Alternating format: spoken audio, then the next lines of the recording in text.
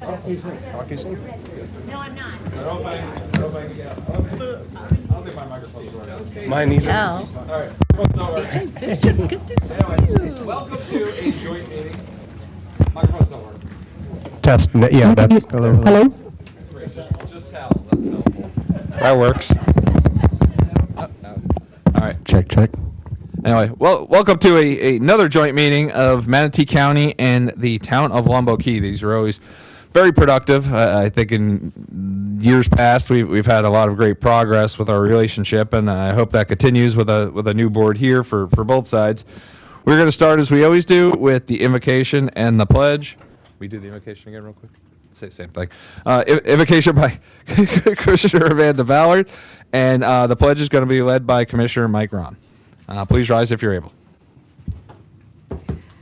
Lord, thank you for a beautiful day here in Manatee County. Please lead us in the right direction as we have this joint meeting, and please help the Cardinals as they choose the new Pope today in Rome. Amen.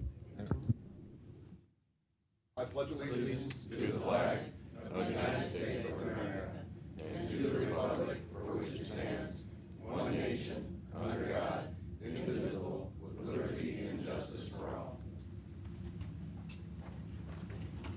That was almost exactly like the one from this morning. You even threw the Cardinal part in. All right.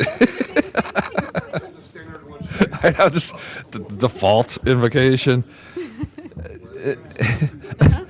Again, thank you all for being here. What I want to do real quick, and then we'll get right into this agenda, is that there are some new people on our board, some new people on your board. So if you want it quickly, we'll start over with Sarah and Commissioner Beard. I'm not sure if he's on Zoom or not, but he is under the weather, so he won't be here. We'll start with Sarah. Just state who you are and anything about you. We'll just run through so people know who's overseeing what districts and so forth. I'm Sarah Karen. I am in my second year as District 5 Commissioner, which is Longboat Manatee, the north end of Manatee. Proud representative of our district. Glad to be here.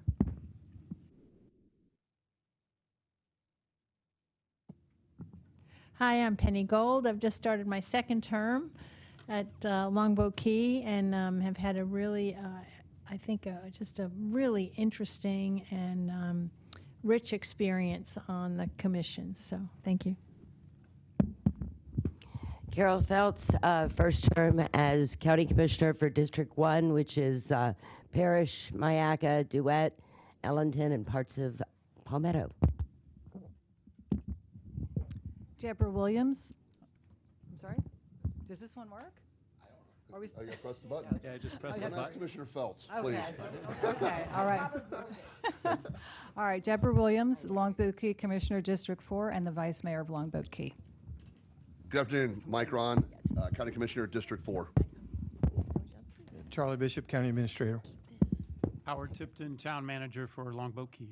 Hi, Steve Branham. I'm an at-large commissioner for Longboat Key. I'm on my 6th week now, so looking forward to working with you. Amanda Ballard, Manatee County Commissioner for District 2. Go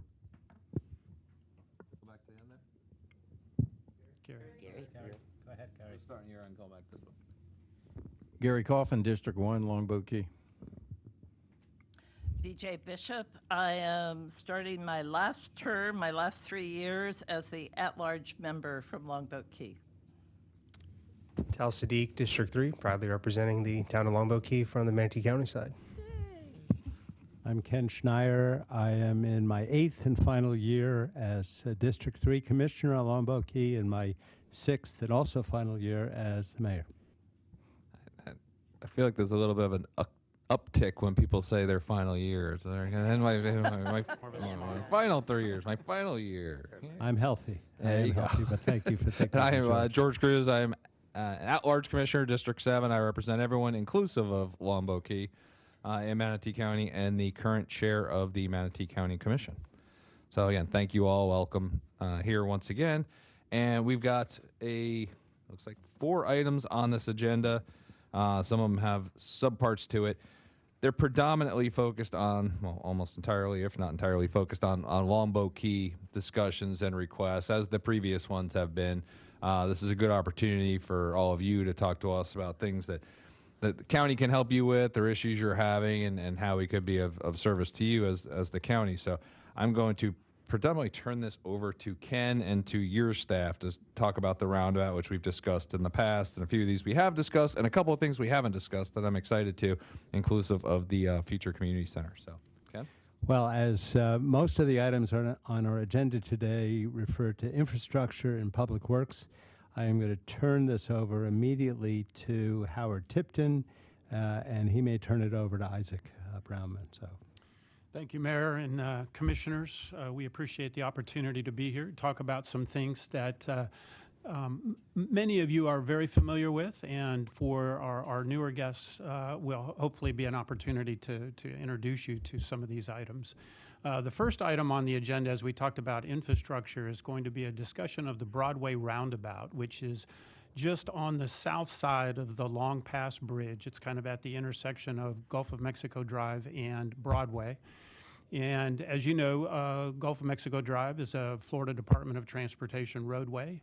And this project has been one that's been on the books for a number of years, started off as a pedestrian safety item, and then has grown into just better overall traffic management. And so we're excited to share that with you. And we start with a thank you because Manatee County was a partner on the early design of this project. And so we appreciate your contribution and your participation with that. I'm going to turn this over to Isaac Brownman, who is our Assistant Town Manager and formerly our Public Works Director, who is probably the person most familiar with the details of this project. Thank you, Mr. Tipton. Commissioners, again, Isaac Brownman with the Town of Longboat Key. To begin with, we would just want to give you a brief update on the Broadway Street at Gulf of Mexico Drive roundabout, which is now no longer just a roundabout project. It has grown into a roundabout and a complete street project. As Mr. Tipton mentioned, thank you very much for your contributions to the early design. The project has transitioned to more of a longer segment to incorporate complete street elements for about a 2,000-foot segment of the roadway, with the roundabout being the centerpiece of that. We are now currently working with the FDOT. The FDOT not too long ago reached out to the town indicating that there was an opportunity for some funding to bring this construction project into reality much sooner than any of us expected. They are contributing over $5 million towards construction of the project, and they agreed to administer the construction of the project as well. We are going through an amended design process, permitting and coordination and review process that needs to meet all of FDOT's criteria for design, utility coordination, and for procurement. We're undergoing that process right now with our consultant, Kimley Horn and Associates. The town is covering the new design cost to walk through this new process, and the upgrades to the systems that have to be made to the design. Is now we have to render this in a 3D style design that we were not having to do before. There are other town costs associated with this. FDOT did note that their $5 million did not come with certain things, one of those being landscaping, so we are going to be incorporating that cost as a town cost. Brick pavers that we want to incorporate into the project will also at this point be at the town's cost. And of course, utility relocations. We're looking at this project more broadly to move infrastructure in places we'd rather have it, so that cost is a little bit higher than we initially anticipated for this project. Right now, we're talking to FDOT about letting the project out, advertising it in August of 2026. We were talking about February of 2026. We've discovered a little bit of a wetland permitting issue that we're going to work through with the state. And by moving that date out a little bit, it allows us to preserve the full corridor rather than pull it back to avoid those impacts. Again, thank you very much. That's really all we wanted to share, and be happy to answer any questions on this particular project. Seeing none. Moving on. I don't have a question. I don't know. It's not on the agenda, but it's on your picture, so maybe I'll just ask now. You were all contemplating multimodal. You were talking about complete streets, so it's sort of on here, and kind of it looks like on the south side of this picture, you've got the multimodal trail. Is there a contemplation of having that extend all the way down the island at this point, or is this just the little sliver that we're seeing? Yes, so the complete street elements of this project will be widening. We have an existing roughly 8-foot sidewalk in Longboat Key from both 10 miles, end to end. It would be widened to 12 feet.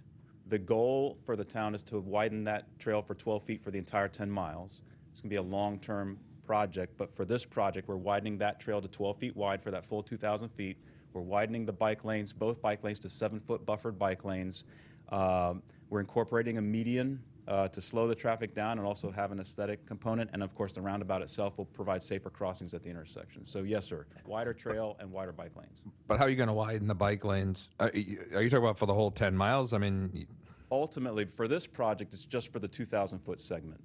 Ultimately, the goal of the town is to widen our bike lanes and the trail across the full 10-mile corridor. It's going to take time. what's your timing and plans on that? So we are planning to start a project development and environment study, a PD&E, next fiscal year.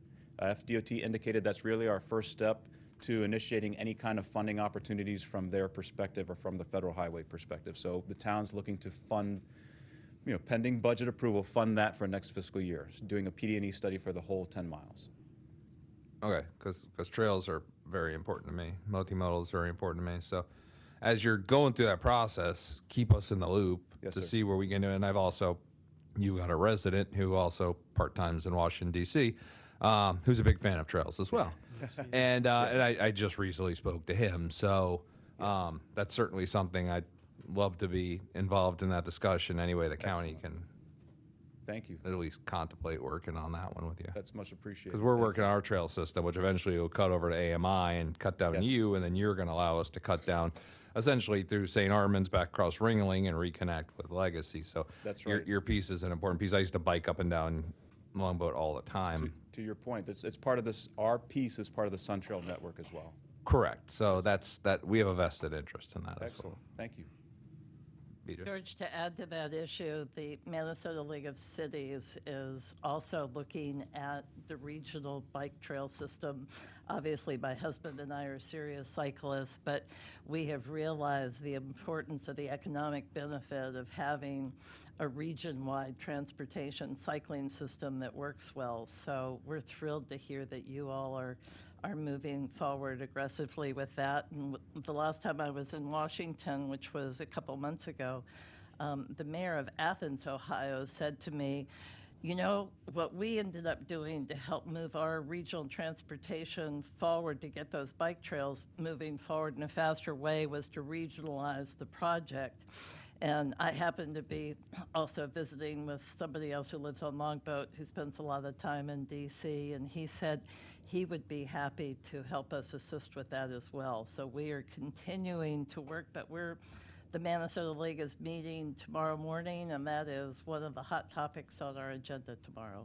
Excellent. Glad to hear it. Yeah. Commissioner City. Thank you. I'll second the chair's views and opinions on trails too. We have an approved trail network. There's a Sun Trail network that cuts through, significant portions of my district, connecting you to downtown Bradenton. I think the challenge we have is, I'm sure you've experienced this as well, constrained right-of-ways. That's the biggest challenge for us. So I'm quite impressed to hear I've been following this plan for some time. I didn't know about the 7-foot buffered bike lane component as well. But in the future, if there are lessons learned that can be shared just between staff, myself, I'd be happy to love a follow-up as well. Because that's our primary concern on Cortez Road, Manatee Avenue, the Sun Trail that cuts through different neighborhoods and really throughout Manatee County, I would say. Yes, sir. Thank you. Thank you. Go ahead, Mayor. So it is important to note that the help that we're getting from you folks and other people who care about this is extremely important, because we have had pushback from FDOT on the right-of-way issue for other parts of the island. So to make this work, we're hopeful that this Broadway Roundabout project will be a template that everyone can look at and say, gee, we'd be crazy not to do this for the whole island. But it's going to take some effort, because FDOT is not excited about doing this with us. So, but we're excited. We are. Yes, sir. All right. Okay. All right. Thank you.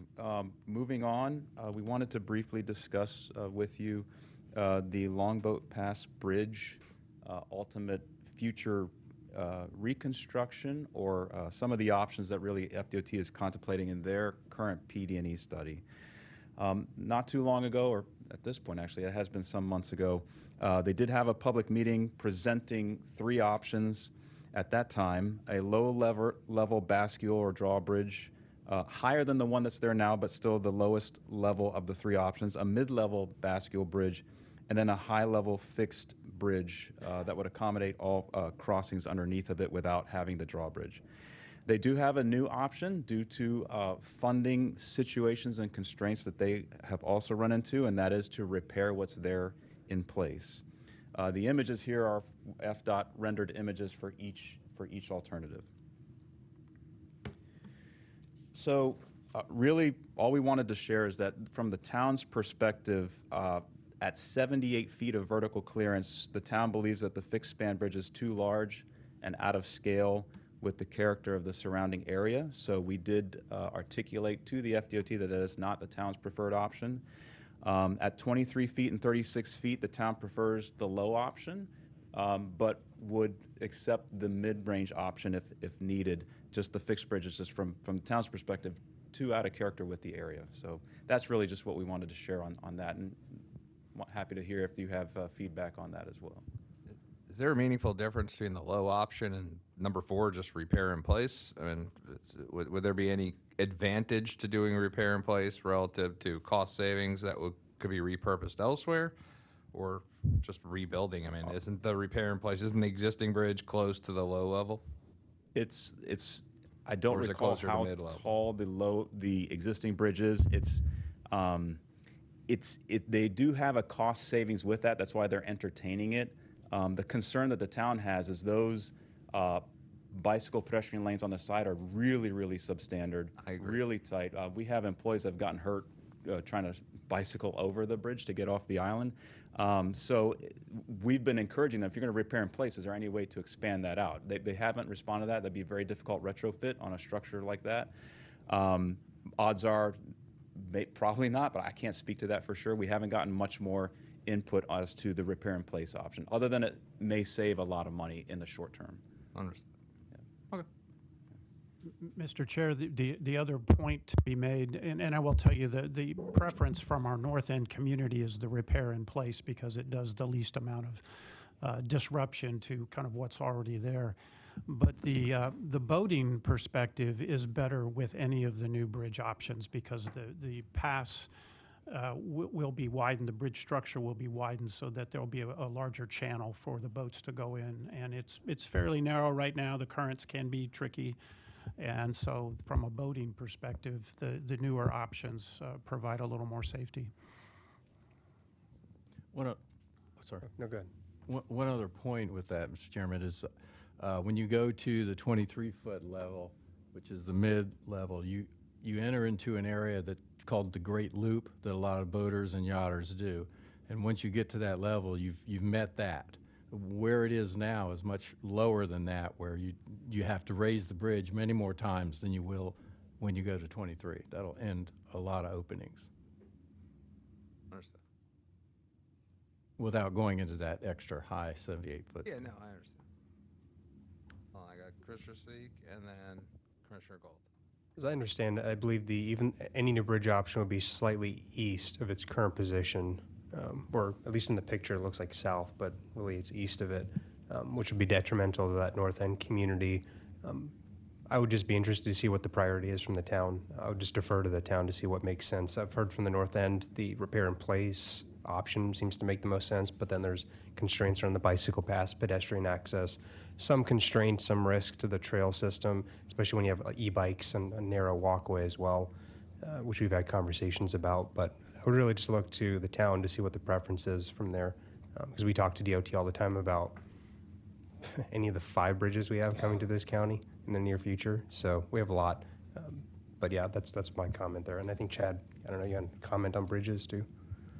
I was looking at it, look, it's the only thing that DOT hasn't got from Manatee County was just a clear opinion of, do we have a formal opinion of one of the alternatives? They were looking for all stakeholders to at least give them something they're in that part of the PD&E that they really need that in the near-ish future, like before summer break for our board, if we were going to state a formal opinion. Why would it be from our board, though? I mean, this as a decision should stakeholder. be 90% Longboat Key, 10% Manatee We're a County. major stakeholder because of the beach access. That's great, but I would defer to Longboat Key for any decision made. It doesn't affect my life, it affects their life. I'll throw a plug in for Bradenton Beach on the other end too. Sure, Certainly. Sure. But I mean, they don't have the same residence and direct access to the bridge from a proximity and a sightline standpoint as Longboat Key does. Yeah, but I do agree. Dropping off on our Coquina Beach. I think it's still important to have consensus. We go to FDOT all the time about the Bradenton Palmetto connector, and that involves 3 municipalities plus a state as well. So a lot more complicated than I like. But I think having that consensus is great. Then we can just easily advocate to DOT next time we go to Tallahassee. We met with Secretary Jared Perdue and talked about our priorities. This wasn't necessarily one of them, but I think in the future it could be very beneficial to be able to clearly tell him and others, our district secretary, hey, this is what we all agree on is the priority for the bridge option. Thank you, Chair. Commissioner Gold. Yeah, actually, it's a question for Isaac. I seem to recall that a repair would buy us about 10 years on the bridge. Is that about right? That's what I recall DOT's thinking to be. Mr. Tipton, I don't know if you heard anything further than that from FDOT. I think that's about the right time frame, and this was after they repeatedly said the bridge was well past its useful life. So there's not a lot of confidence. Well, I was just wondering that, any savings we have right now from that, when we're buying a new bridge in 10 years with 10-year-old money, it's going to be significantly more expensive. So I'm just wondering if the we're kind of a short-term pain might be worth a long-term gain on that.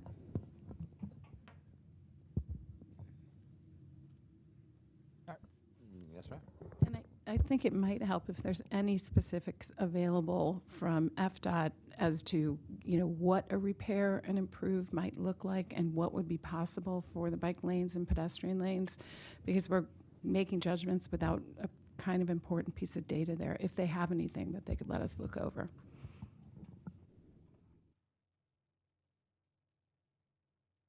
Okay. Oh, BJ. So I'm sure, as Chairman Cruz will tell you, one of the most difficult issues with that bridge for us cyclists are, there is no bike lane, but if you've been on that bridge on a windy day, you feel like you're going over the edge because the sides on it are way too low, and like you take your life in your hands.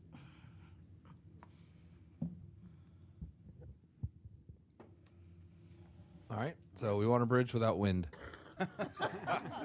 Big wind. As we're open to ideas. All right, Mr. Tipton, it sounds like we should probably reach back out to FDOT and see if they can give us more details, at least on the repair in place. Yes.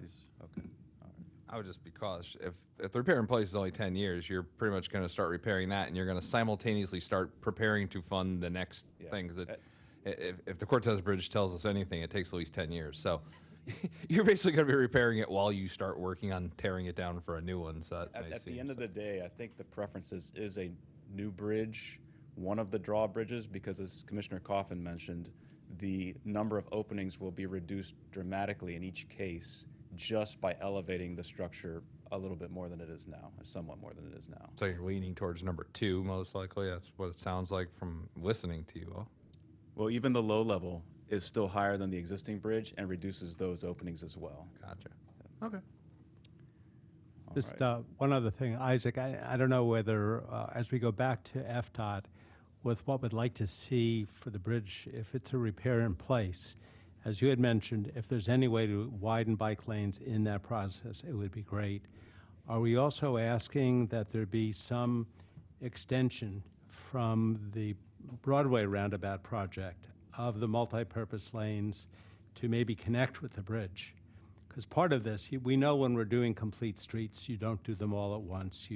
So Broadway is going to extend a ways up towards that bridge. Yes, sir. If we could extend the existing or the new to exist multi-purpose and other amenities to the bridge as part of that project, it would be a great help. Yes, sir. Yes. All right. All right. Thank you. Moving on, still in the infrastructure category, we did want to talk about what is the number one issue in the town, and that does revolve around traffic and traffic congestion, particularly in peak season, which we're all familiar with. For this particular discussion, we wanted to talk a little bit about the Gulf Drive corridor, which is still a state road. It is State Road 789, more specifically from Cortez Bridge to Longboat Key. From the town's perspective, there is a major positive development, and that is that FDOT has committed to fund the construction of the Cortez Bridge Replacement Project, State Road 684, into a fixed bridge configuration. Right now, with that particular drawbridge being the main corridor across the intercoastal, it opens, and every time it opens, it's a long opening, and when you combine that with the congestion in peak season, it adds to an already bad situation and it exacerbates it, makes it much worse. The construction is estimated at $115 million. They expect to start construction in the spring of summer of 26, and they're estimating that it will last about 3 years. However, as part of that improvement, the town's expectation several years ago was, as part of the bridge project, the FDOT would be making some kind of fundamental capacity improvements to the Cortez Bridge, Cortez Road and Gulf Drive intersection. Back when the Barrier Island traffic study was started, the reason that intersection was not talked about too much is because what we were told, the town was told then, is, well, that's going to be addressed in the bridge project. Well, now the bridge project has come along and the money's not there, and because of the right-of-way and other property constraints, the intent is not to address improvements at that intersection. So we have discussed this quite a bit with FDOT. Some interesting things about the corridor starting at that intersection. As you know, it's a built-out intersection with the beach on the west side. So the town has been talking to FDOT and is now talking to you as a commission as well. Are there things that can be done with this intersection as the bridge is improved to improve the capacity, to improve green time, to improve something at this intersection, particularly in light of our recent storm season? Is there more right-of-way or property acquisition that can happen to extend queue links or queue lane, right turn queue links and queue lane capacity?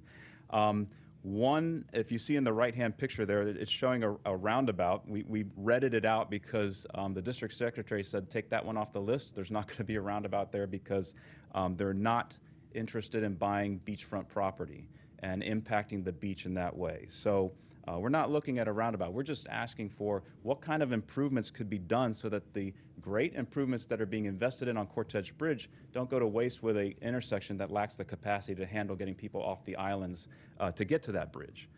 So some creative thinking there. As we go from the bridge to this intersection and go south on the corridor, there are other items along this corridor that add friction to the entire corridor, particularly in peak season. So we have a bridge that has openings every half an hour that's going to be corrected here in the next 3 years or so.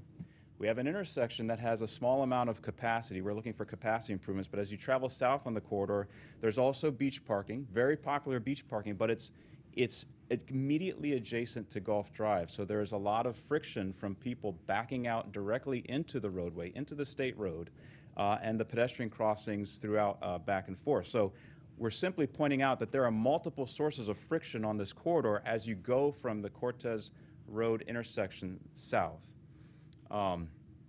Some questions that the town has been asking internally with this post-storm replacement of this parking, is there a long-term plan? And our Public Works Director has been talking to your Public Works Director about there appear to be long-term solutions being discussed and planned to somehow better organize this parking, maybe create some discrete access points for this parking. If there's any way to do that, we're just looking for opportunities to see if we can reduce the randomized way some of this parking works that adds friction to the roadway.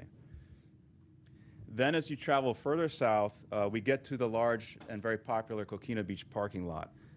It was expanded to over 1,000 parking spaces is our understanding, and there are 3 access points.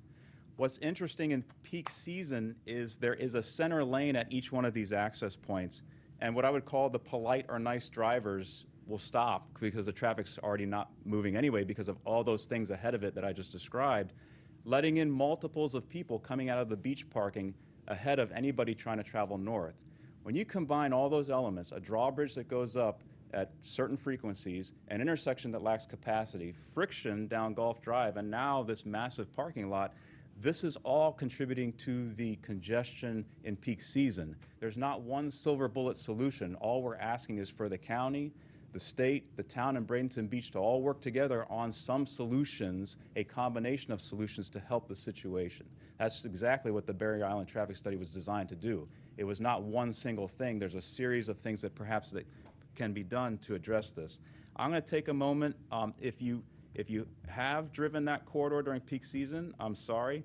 If you have not, going to just share a brief video. Now, this video is 42 seconds. The real video is 1 minute and 35 seconds. We sped it up twice the time just so you can see what happens if you're not familiar with the area during peak season. This is from April of last year. So I'm really talking about the mid-January or February to mid-April timeframe.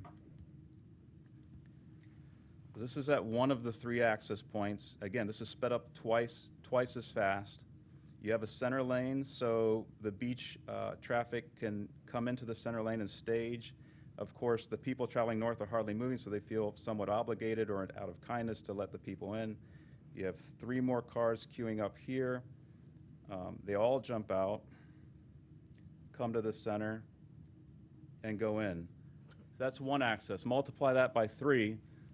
Plus the friction to the north of the adjacent perpendicular parking, plus an intersection that has very little capacity, plus a drawbridge that goes up all the time. So when you look at all of those elements, that's what contributes to the congestion in this area. Let me get my PowerPoint back. And we're just asking all the stakeholders, Manatee County as a stakeholder in the amenities in the area, Bradenton Beach as the jurisdiction in the area, the town of Longboat Key that's coming from the south, and the state who actually owns the road, to all work together to see if we can fix incrementally some of these solutions as a major investment is happening in the bridge. So that's the core of this particular part of the presentation today. And that was just an image in case the video didn't work. In addition to all this, we are aware that there is a Barrier Island Complete Street Improvement PD&E ongoing through Bradenton Beach. The state is funding that and working on that. It's underway. It's expected to be complete in 2026. The town is working to get more involved in some of the public conversations with that. As part of that, it'd be great if there were opportunities for some meaningful improvements at the Gulf Drive and Cortez Road intersection. If there's any way to channelize pedestrians to discrete crossings where possible. Channelizing vehicular beach parking where possible with Manatee County support, because again, a lot of these amenities are county amenities. If there's any way to improve Bridge Street circle vehicle movements and pedestrian controls, and then any options for Coquina Beach access points.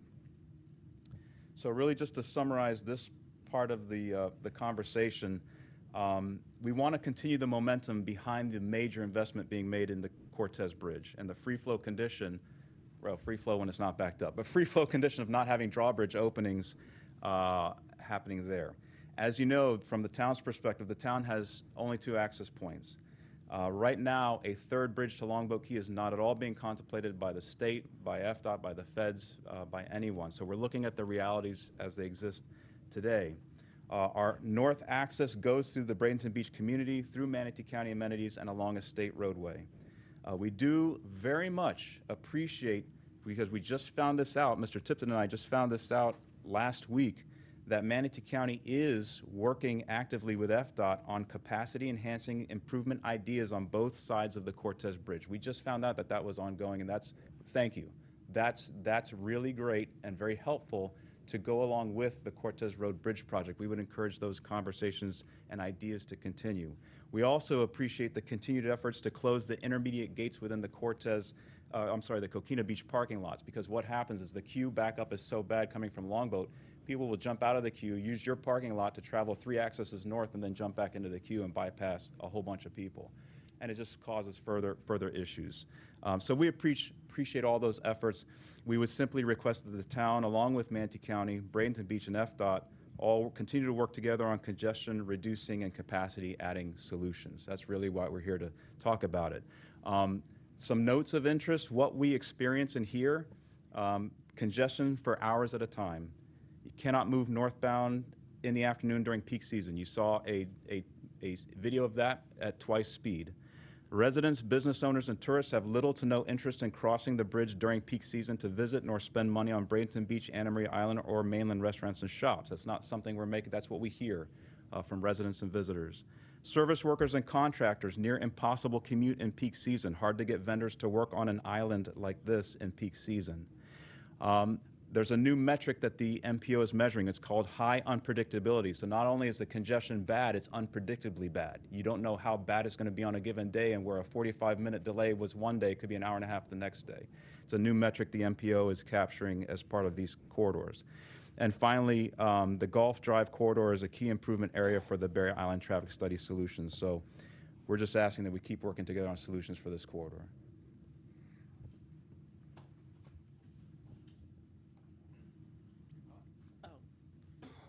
Chairman, let me just add to that, that not just vendors and contractors, but I would guess clearly a majority of town employees come from Bradenton. And so they fight this commute every single day during season, and it is not unusual for us to hear stories of 2 hours to get home. And you know, as we all know, government is challenged in terms of finding and keeping good staff. And we add one more element to it when we make their commutes almost impossible.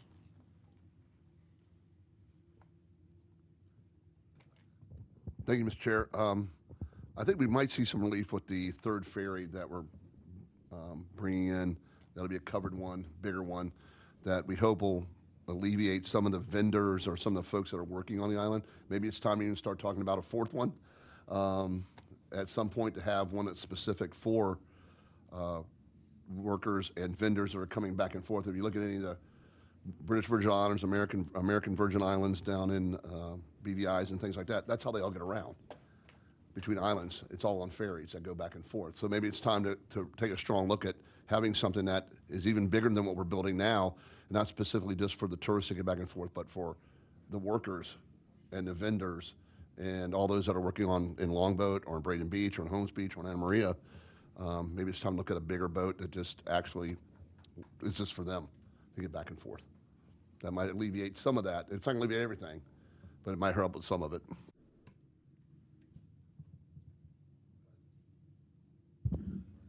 So I've been contemplating I've read the Barrier Island traffic study, spoke with most, if not most, of the town commissioners, your mayor, Tip as well, thinking about how do we solve congestion long term, and really where are people going? What are the destinations people are trying to activate or bring more attention to?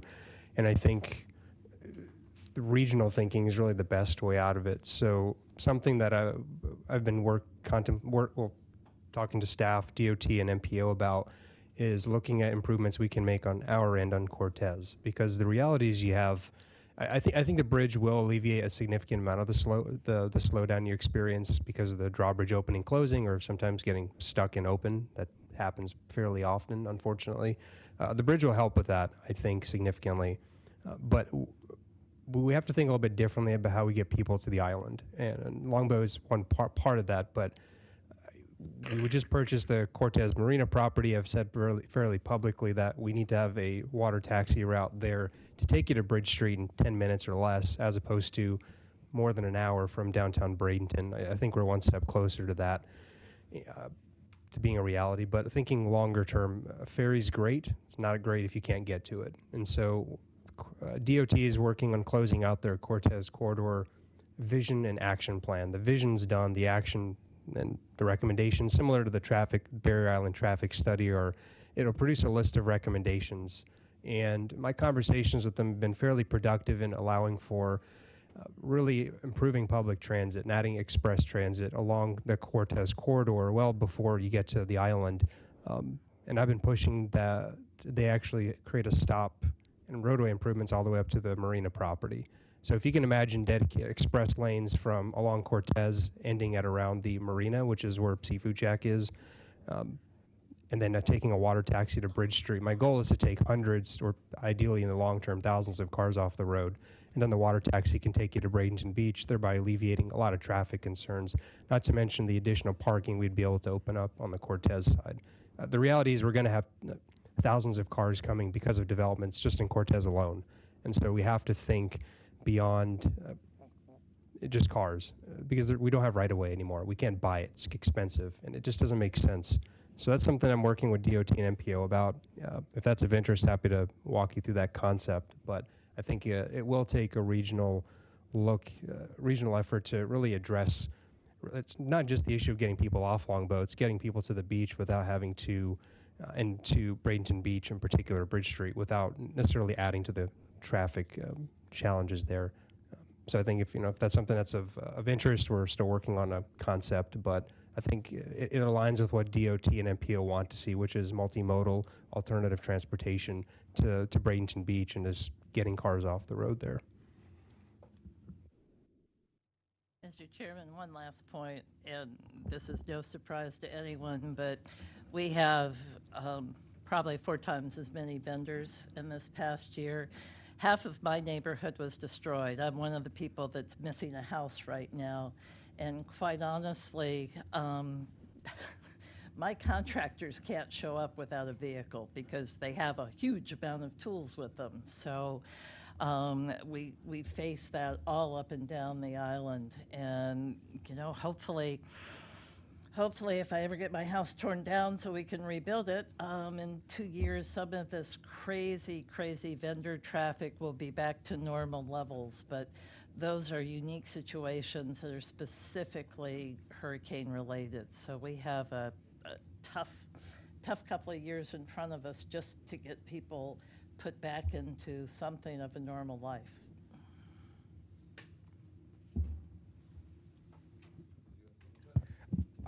With your question, sir, Chad Butts of Public Works, the question that goes Ed, back. can you move a little closer to the mic? Thank you. No problem.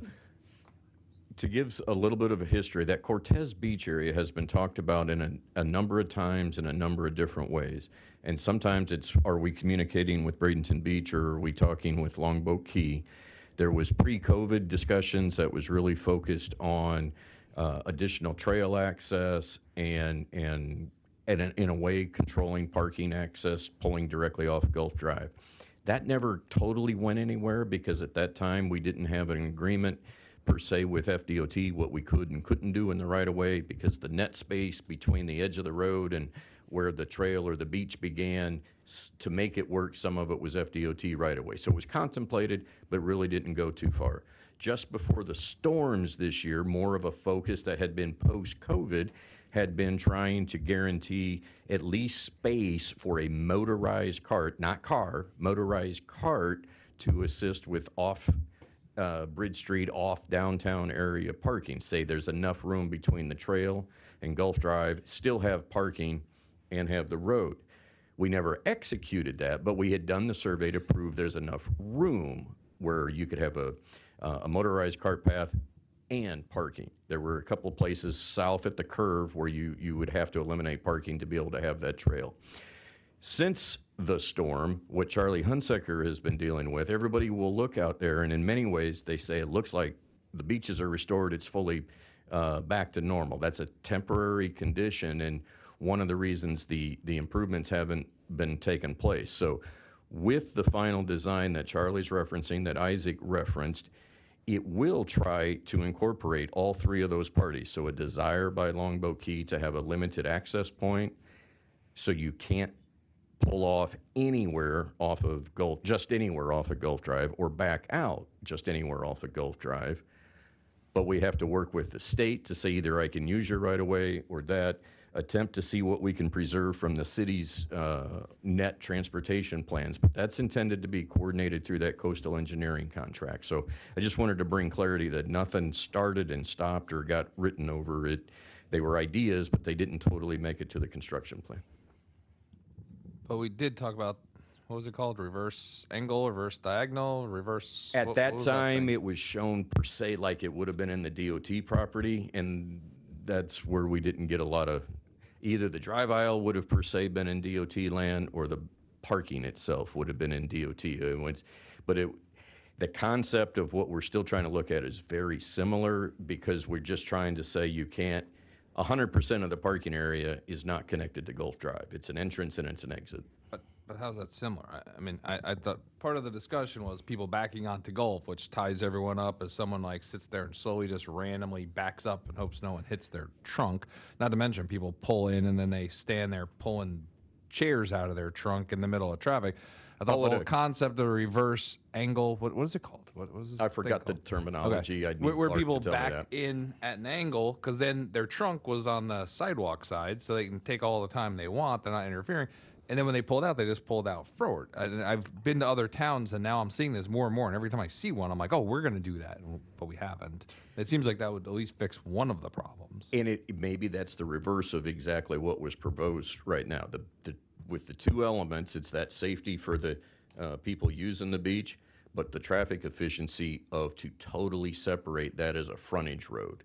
So you can't have 100% access to Gulf Drive. So backing up to what would be our trail, pulling forward back up, that may be able to be something that's accounted for. You're not backing on Gulf Drive. You have left Gulf Drive, entered per se a frontage road and a parking area, and back into your space, because that would be a one-way travel. You'd have an entrance and an exit. Okay, we can have this conversation another time. I'm just saying, it seems like we're using extra right-of-way to create less efficiency, just so we don't have to teach people how to back into a parking spot. If you could just back into a parking spot with this reverse angle thing, which a lot of people are using now, it's become a very popular way of doing parking because it's a safe way of doing parking and an easy way to do it.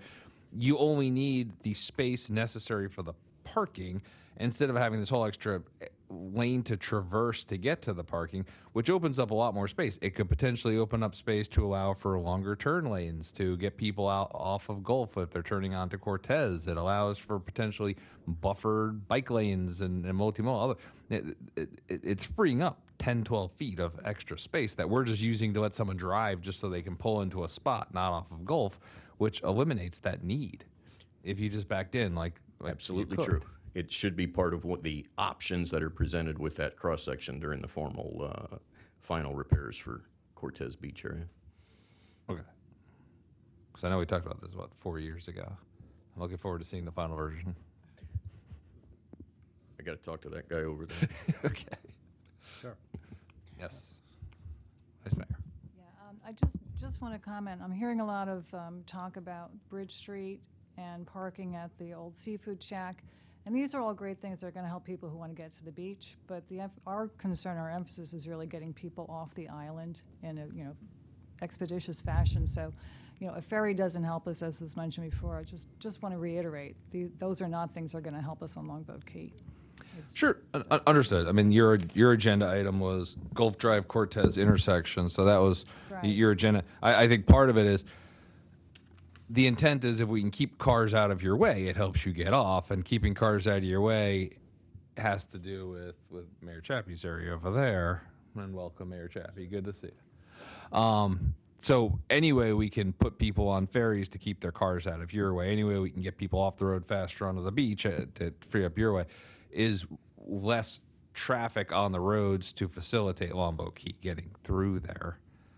So I think it's all kind of intertwined, just like getting people across Cortez. The bridge is important because that expedites people getting out of your way as well. Right? Well, that's what we want. I know it's clear, but talking about ferries doesn't help us. It's great to have, and I think it's great for beachgoers, but it doesn't really help us. Yeah, that was Mike.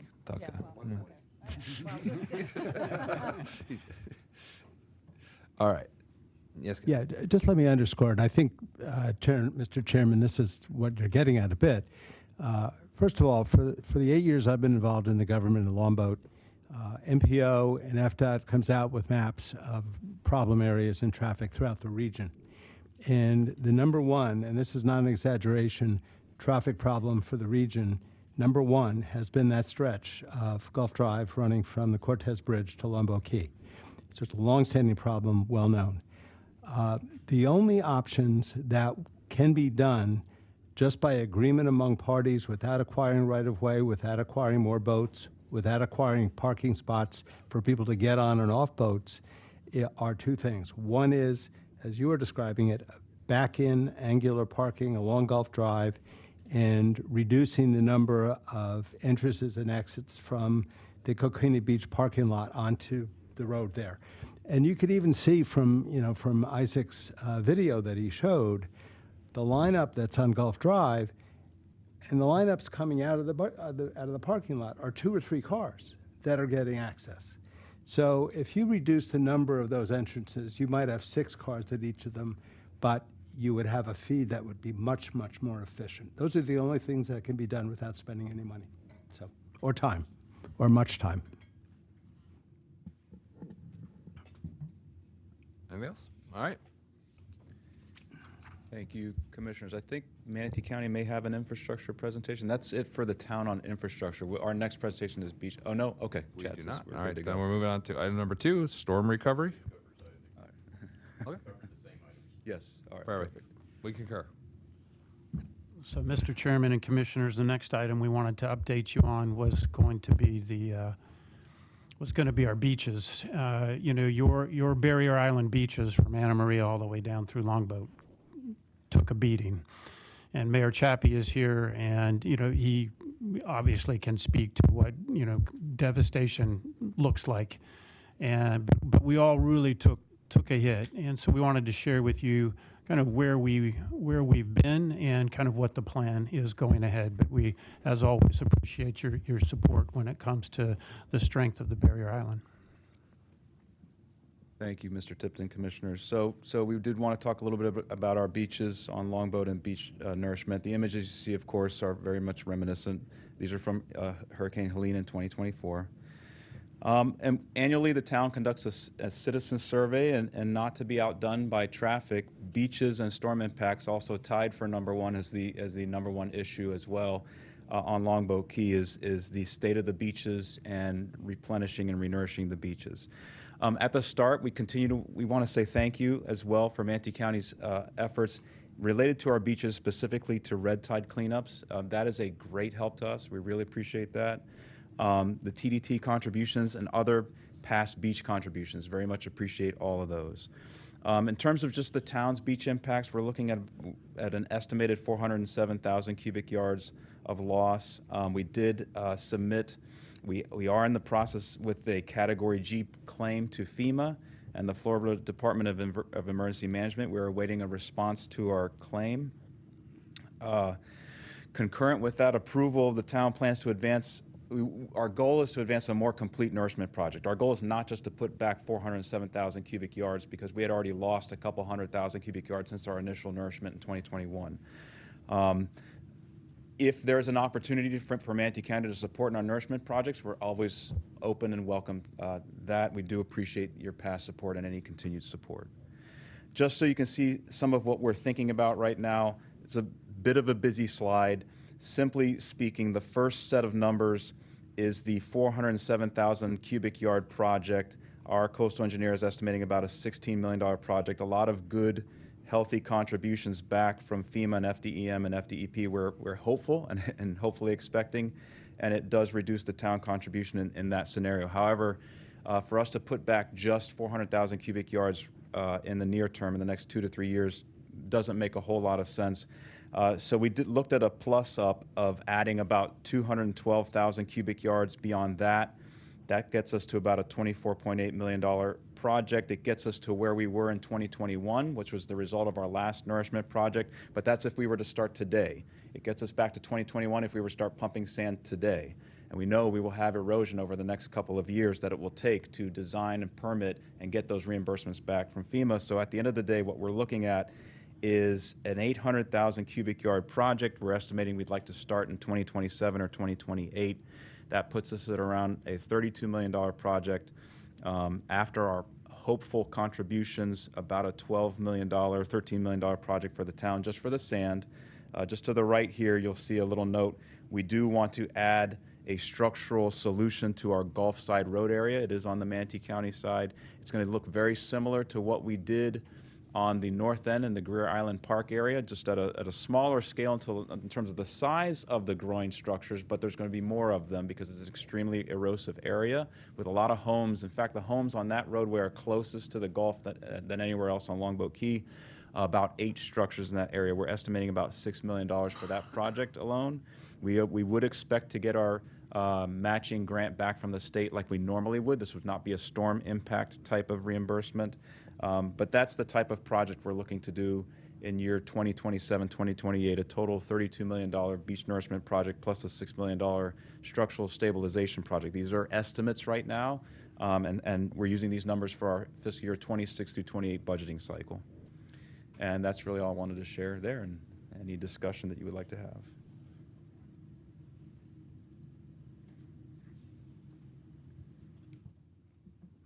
Doesn't look like it. All right. Mr. Chairman, I would just add, and commissioners, I would just add, we've seen the benefits of a well-maintained beach. They take the energy of the storm. They act as the soldiers, our first line of defense. The storm did its, or the beach did its job. However, our reserves in terms of the sand that's left means that as we go into the next few storm seasons, that we are certainly much more exposed than we have been in past years. And we know that, as Mr. Brownman said, as we rebuild, we actually want to maybe get another foot to our dunes. So they were at 6 feet. We want to think about going to 7 feet so that we're even better protected as we go along. So again, we appreciate the fact that we're all going through this. There's a shared component to this, but we appreciate your support as we go forward. All right. Sounds good. All right. I think we're good on that one. Yeah, thank you. And the next item, I believe, is a CDBG disaster recovery grant update. All right. We have Michelle coming up for that to give everyone an update. Thank you very much, Isaac. Appreciate it.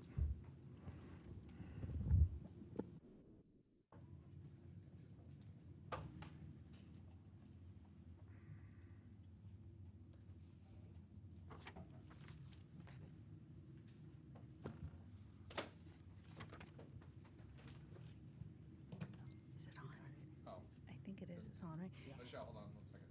Yes, it is. I guess we have another part to the beach thing, which. Oh, I'm so sorry. I didn't know about it. Okay. I can just sit right here, so I'm ready for when you're ready. Might as well keep the beams together. Okay. That would have been helpful to know.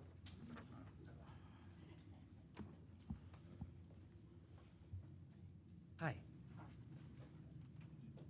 Where's our presentation? Loaded in there, right?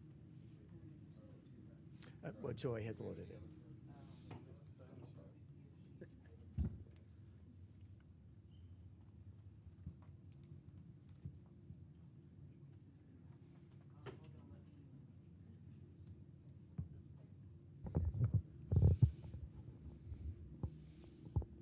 Manatee County storm recovery beaches? Yes. It's item 2.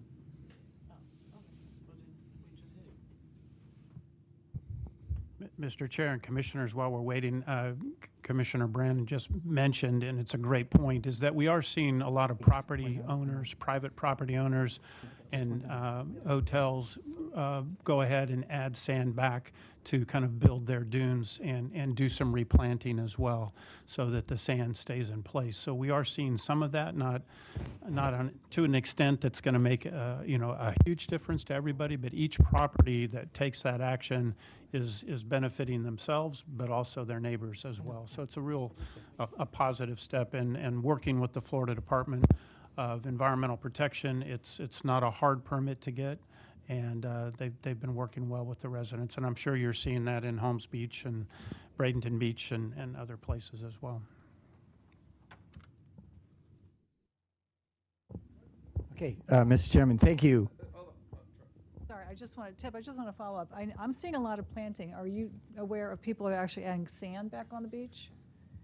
Yes, we've seen a few instances of the sand, and then, and to your point, we want to make sure the sand stays in place, and so the plantings are critical. That's surprising.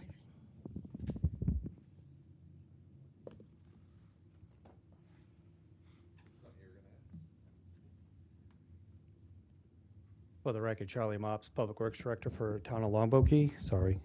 To Tip's point, we've actually had a lot of reach out to Public Works, and we've provided a lot of information that also links them with the right coastal engineers if they wanted to enhance what they're doing. So there are a lot of condos out there that are going through the enhancement process right now.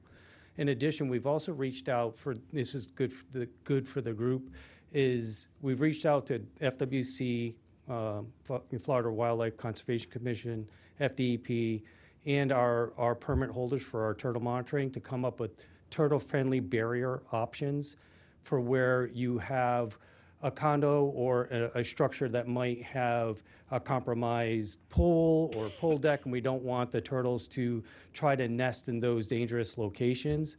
And so we've been able to also share that information with our citizens.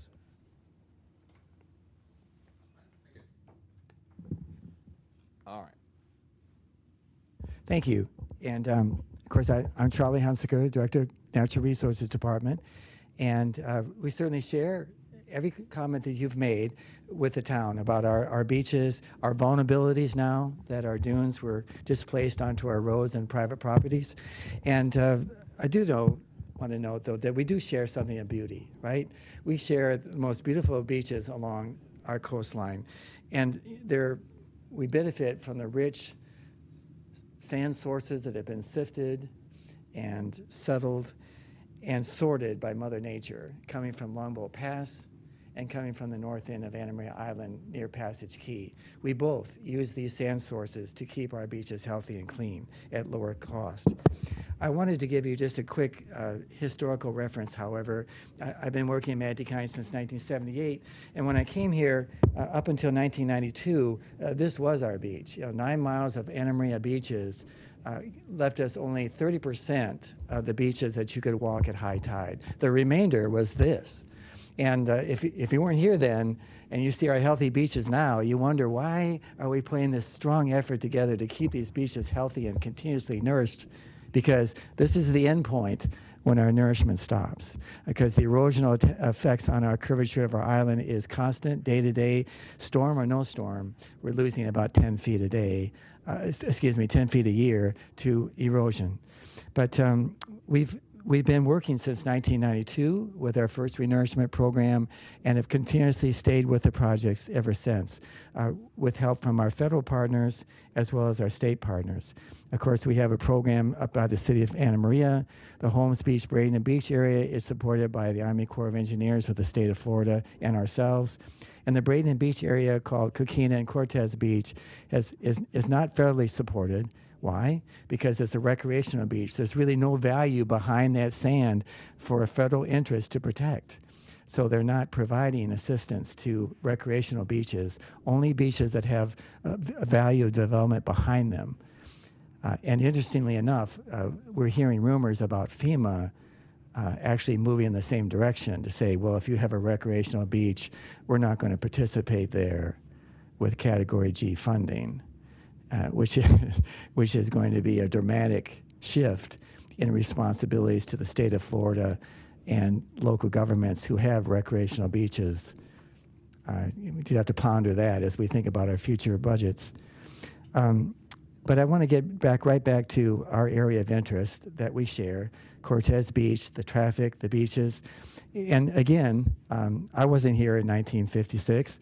But if you were, you realize that the beach wasn't one. We had this decision, and the decision the state had to make was, do they continue this bridge all the way to here, or do they use less expensive methods at that time, simply dig up the pass and, of course, and build that? And they did, leaving them with just a little bridge across the pass. And so for that reason, we created this, but Mother Nature, remember, doesn't really want this to be here. So as we were building it, literally, we realized that we were going to have to provide shore perpendicular protection to hold the sand in place and not immediately be attacked by the currents that were used to just moving right through this area. So these structures were put in place. And so it's resulted in a rather complete but complex pattern around the tidal areas of Longboat Pass. You have tides coming in and out. You have longshore drift coming to the north to the south that hits this offshore ebb shoal. You have a center action around that coming in from Longboat Key, where the sands move this way and move this way.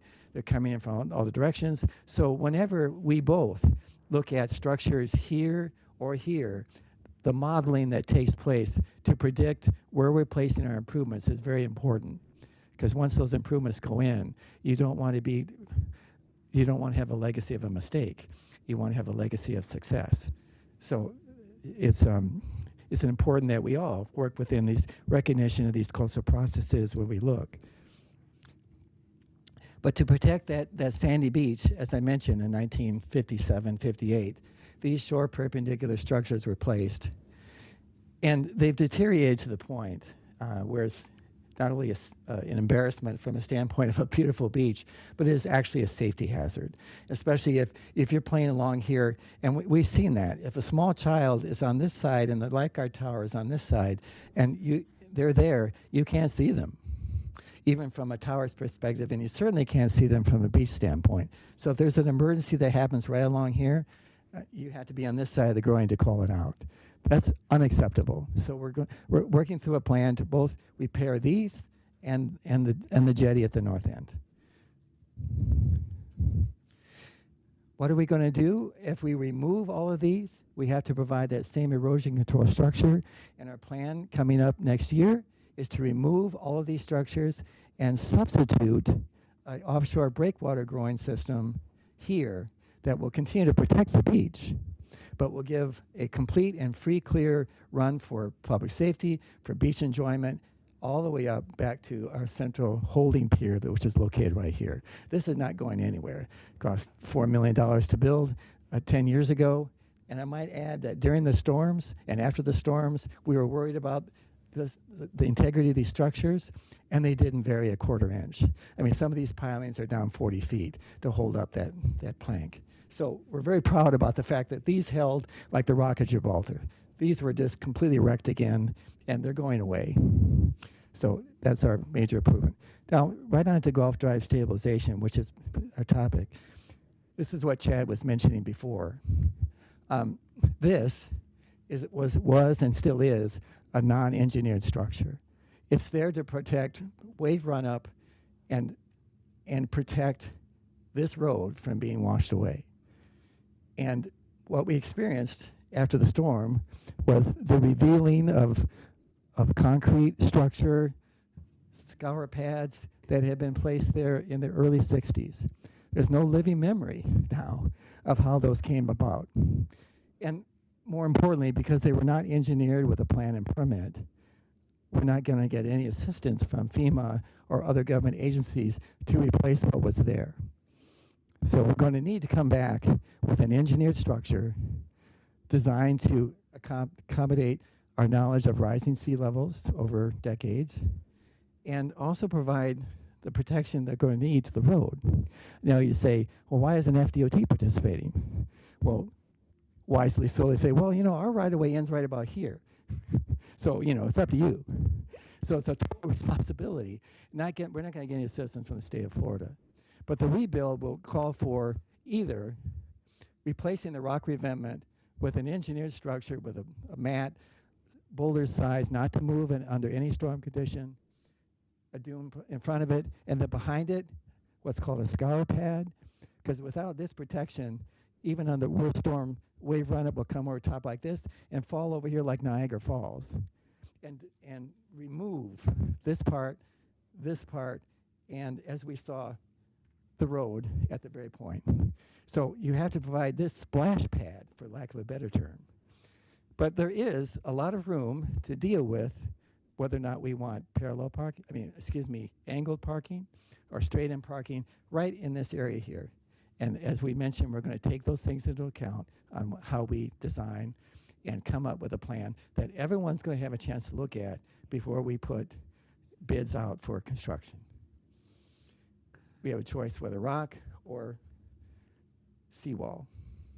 Our last conversation with FWC was, no, we want you to be without rock, thing. And the advantage of that is it actually gives you a little bit more beach in these narrow points here between the groins. So it's not a bad suggestion, but we'll be looking at that.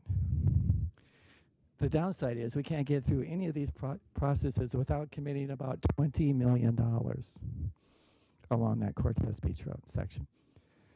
So we put in for our grant applications and other activities. Believe me, we're going to be working very hard to try to make that happen. But remember that note, $20 million for that section of Cortez Beach. We really don't have an alternative.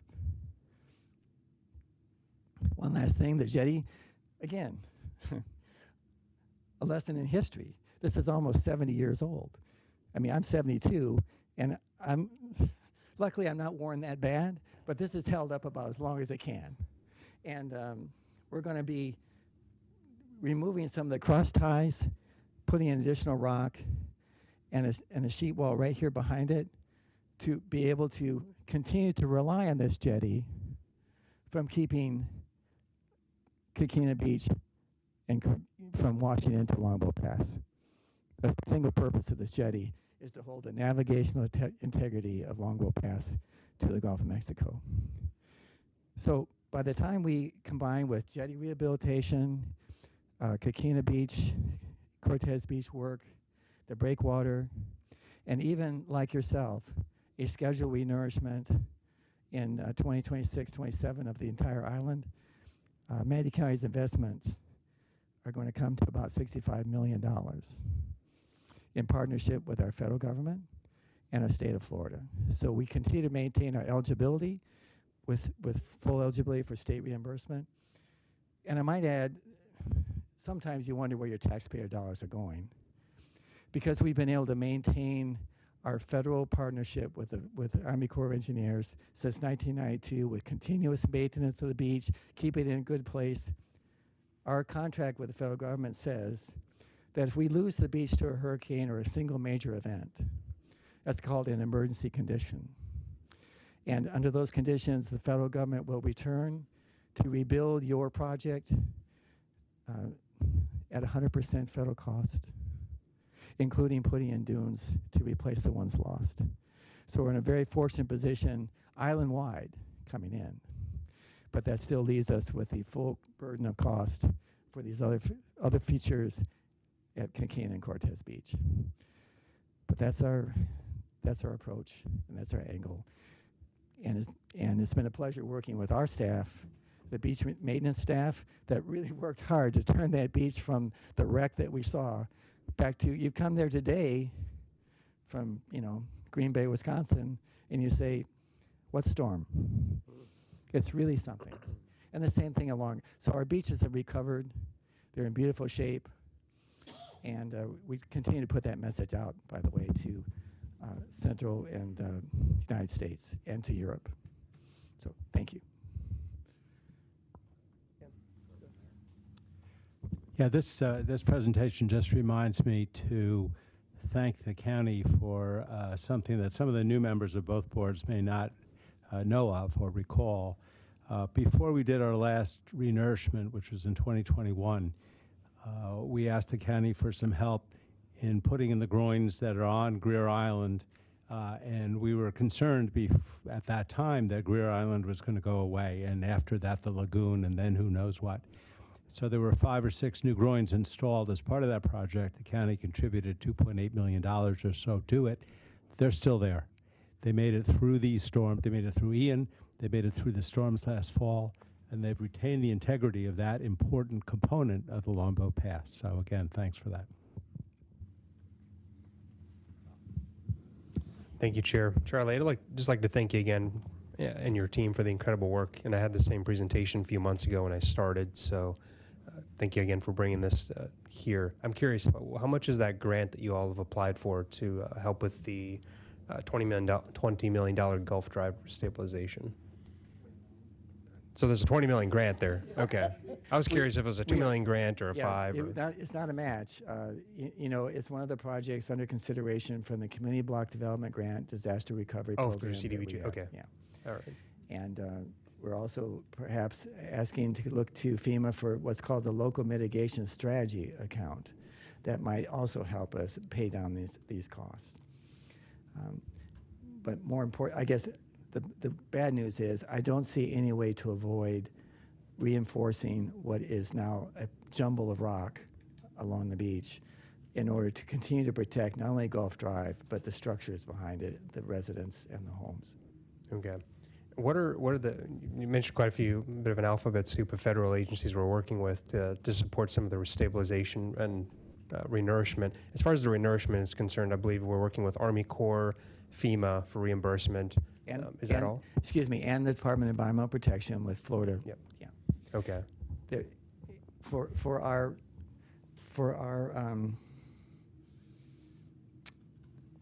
our beaches from here to here, that's where we have our federal partnership, and the percentages are roughly 50% federal, 25% local, and 25% state of Florida. And for our non-federal areas in the recreational beach, it's 50% state, 50% Manatee County.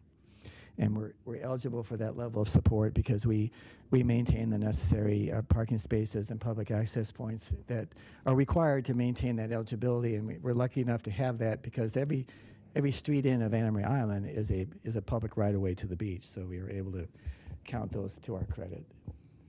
Got it. Thank you, Charlie. That's all I have, Chair. Anyone else? All right. Thank you very much, Charlie. Okay, thank you. And now we will try Michelle again. Unless Charlie has another presentation. All right.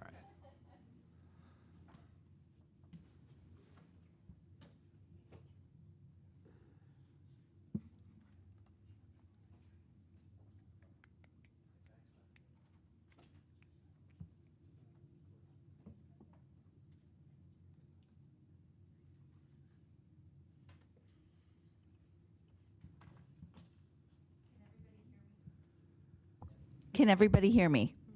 Okay. First, I just want to introduce you to our team here and our growing team for the CDBGDR. I'm Michelle Davis-Farnham. We also have Edric, who we just hired, actually promoted up into the grant supervisor CDBGDR position. And then Odugo is the one who's been putting our amazing Lasting Manatee website together. So when you get a chance, please make sure to go on there and check it out. It's got a wealth of information for you.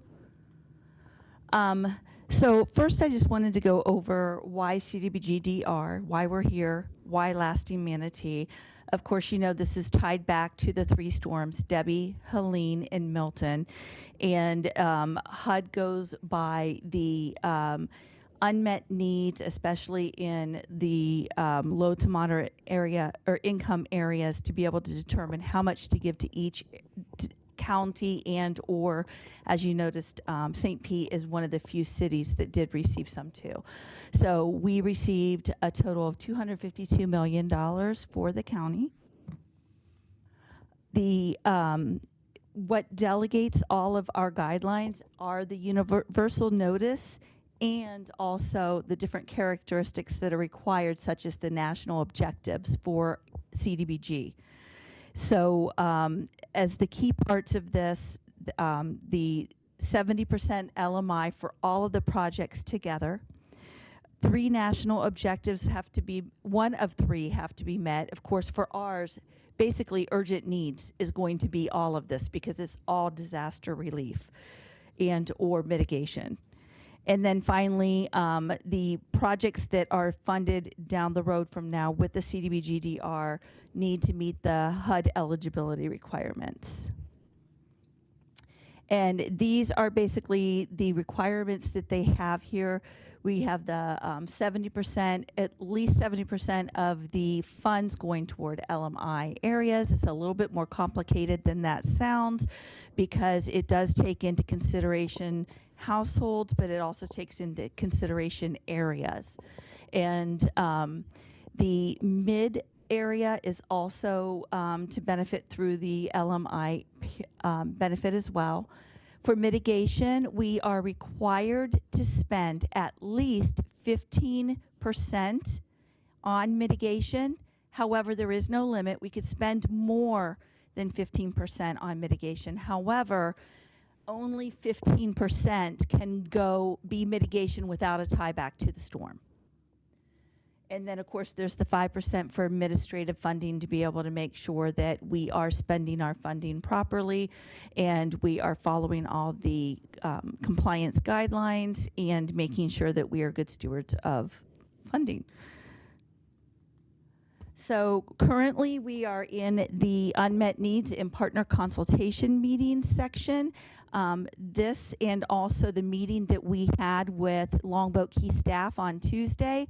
Those are the two where we are basically getting the unmet needs from your area to be able to help us to inform the different categories of funding.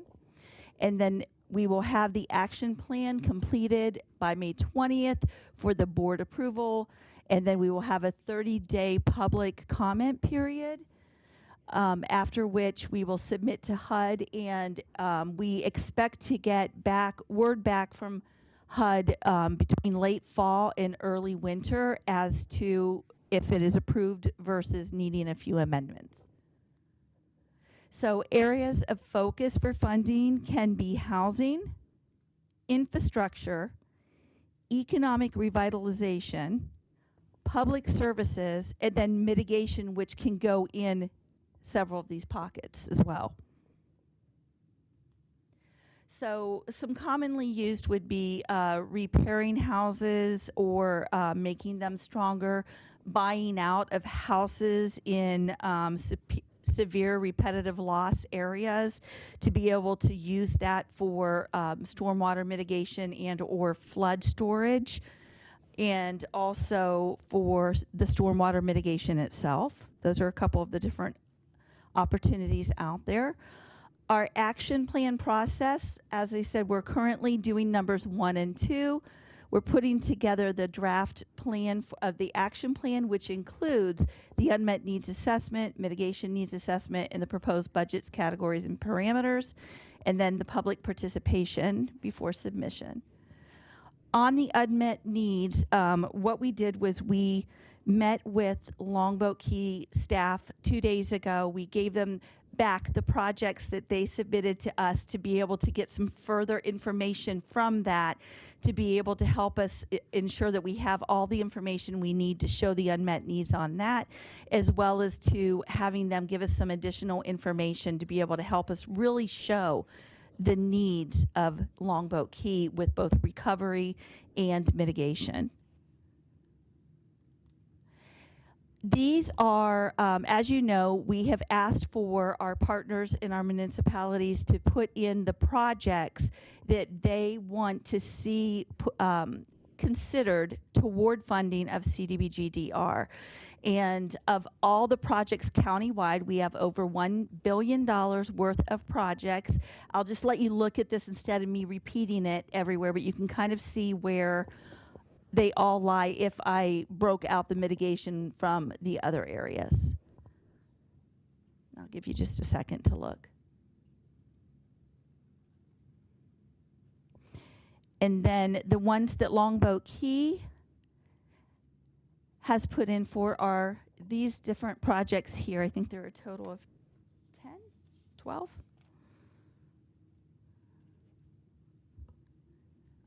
For a total of $10 million in project requests.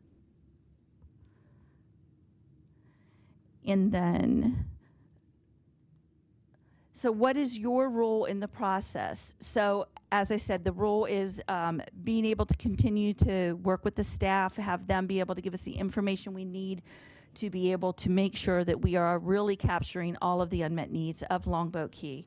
And then putting together, having you guys do reviews and comments during the published comment period time between May and June. And then once we receive the unmet needs collection, which includes making sure that the projects all tie back to the disasters and that we have the estimated unmet need, those are the two main pieces there that we have. Then once we get the funding categories approved by HUD, we will then use the project lists that were given to us to go back to your area and have you guys determine the ranking of those, of which ones that you would want to have funded through the allocation that is given to Longboat Key in the CDBG-DR funding. Yes. So I just need to ask Mr. Tipton a question. I see Sleepy Lagoon and General Harris on here. Buttonwood seems to be missing. That is a Sarasota County item, ma'am. Oh, of course it is. Would you like to give us some money for that, too? Oh, sure.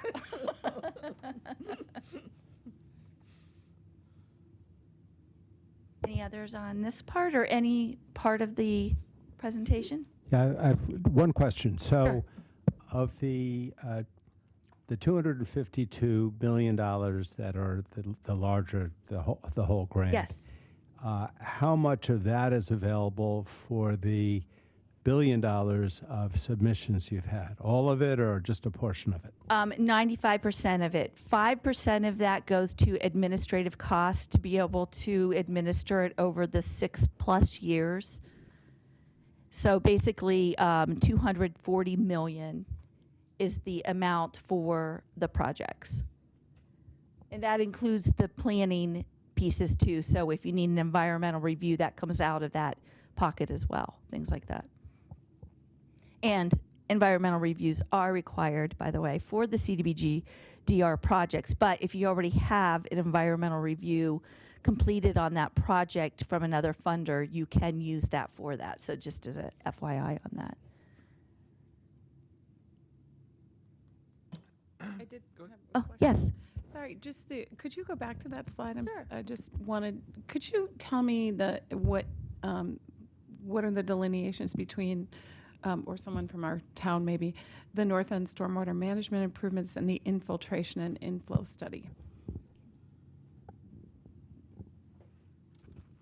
Is that stormwater management as well, just as separate, the infiltration and inflow Yeah, study? I think you're coming up here because this is your list, not our list. Yeah, right. That's correct. Again, Charlie Mops, Public Works Director, Town of Longboat Key. The I&I is for our wastewater system because during Helene and Milton, we had so much I&I, we almost shut down the plant pumping, salt water up to there. So it's to try to make improvements to that. And then the other one is the storm, anything that we could do for our stormwater systems on the north end of the island.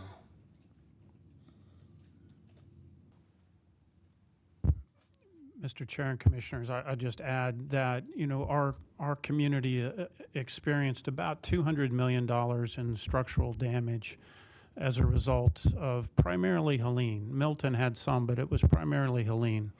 The Manatee side of our island was the vast majority of that. And the number one issue for us in our recent strategic planning retreat was resiliency. Whether it's beaches, whether it's the roadways, whether it's our utilities, whatever it is, we've got to find a way to be more resilient as we look to the future. And so these projects represent really just a handful of some of the major improvements that we are looking at and that we will need to accomplish in order to keep Longboat viable in the long term. And I know you're dealing with that in a lot of your low-lying areas. But our community with the highest point of 12 feet is particularly susceptible to this, and so we are very much focused on this. So we appreciate the opportunity to compete for this grant, and hey, should you find any dollars that you have at the end that are returned to you, please look our way. We have lots of unmet needs. All right, thank you. Anything else? I think we're good. Thank you, Michelle. Now, And sir, did you have more or were you done? I forgot my computer. Oh, okay. All right. I don't think that's an agenda item. I just want to. All right, so number 4, Future Community Center.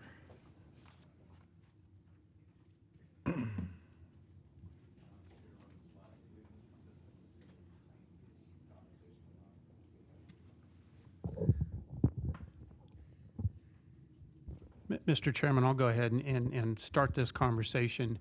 For for all of you, you know that Longboat is a little different than some of our other island communities in that we are primarily residential. We don't have a lot of business. We're not a lot of short-term rentals. We are residential. And so when we think about the oldest parts of our community, that is on the north end of the island. They have long been looking for a community space that they can gather in. A lot of the condominiums that are up that way are older. They don't have the great rooms or the meeting room space that some of the newer ones have on the south end of the island.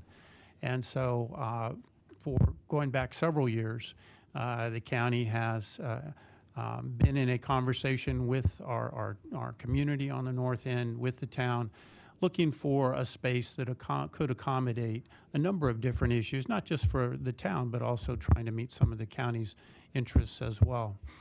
And so there was looking at a commercial property on the north end of the town. There was actually the county entered into a lease, was actually moving very rapidly towards the renovation of that space, and then the hurricanes hit, the space floods, and everybody's kind of taken a step back, saying what's the right answer for the investments that you're looking to make. And so I know the county will be talking about this in a second, but we just want to try to emphasize to you that the town really is residential in character, and that is our nature, and that we do gather in a number of different places, which is actually very heartwarming for somebody coming from a more urban environment to see this neighborly gathering that occurs frequently on our island. It's kind of where we'd want to be as a nation, and we're doing it at a very local level. And so just continue to encourage the county in looking at whether it's a lease or perhaps a purchase, looking at those options. There, we have one additional slide. Just as you have been made aware, I'm sure that there is a property on the north end that is one of the few properties on the island that is not developed. It's got an old historic cottage on it. It's got parking spaces. It's actually been quite a bit of money has been spent on it to improve the drainage. It was never developed previously. It was kind of a wooded lot, and so it drains well for a low area. But we just throw that out as continued need for our north end, and we appreciate the partnership with the county. Looking at potential sites and solutions. What's the preference at this point? I mean, Whitney, obviously we're dealing with trying to figure some things out. This was brought to my attention a couple months ago, maybe. And I've since driven by it and looked into it. Where's the preference from Longboat Key's standpoint? We, personally, I think this parking lot solution provides you kind of the blank canvas and a long-term solution as a purchase. The Childs Group owns it. They are looking to sell it. There's not a lease really option to consider. We don't know yet what the actual purchase price would be, but that I think would be our preference. Has there been dialogue to at least ballpark it? I mean, there's a big difference if you told me he was selling it for $500,000 or $100 million. Like this all the big deviation here. Probably somewhere between $3 to $5 million, I would guess. All right.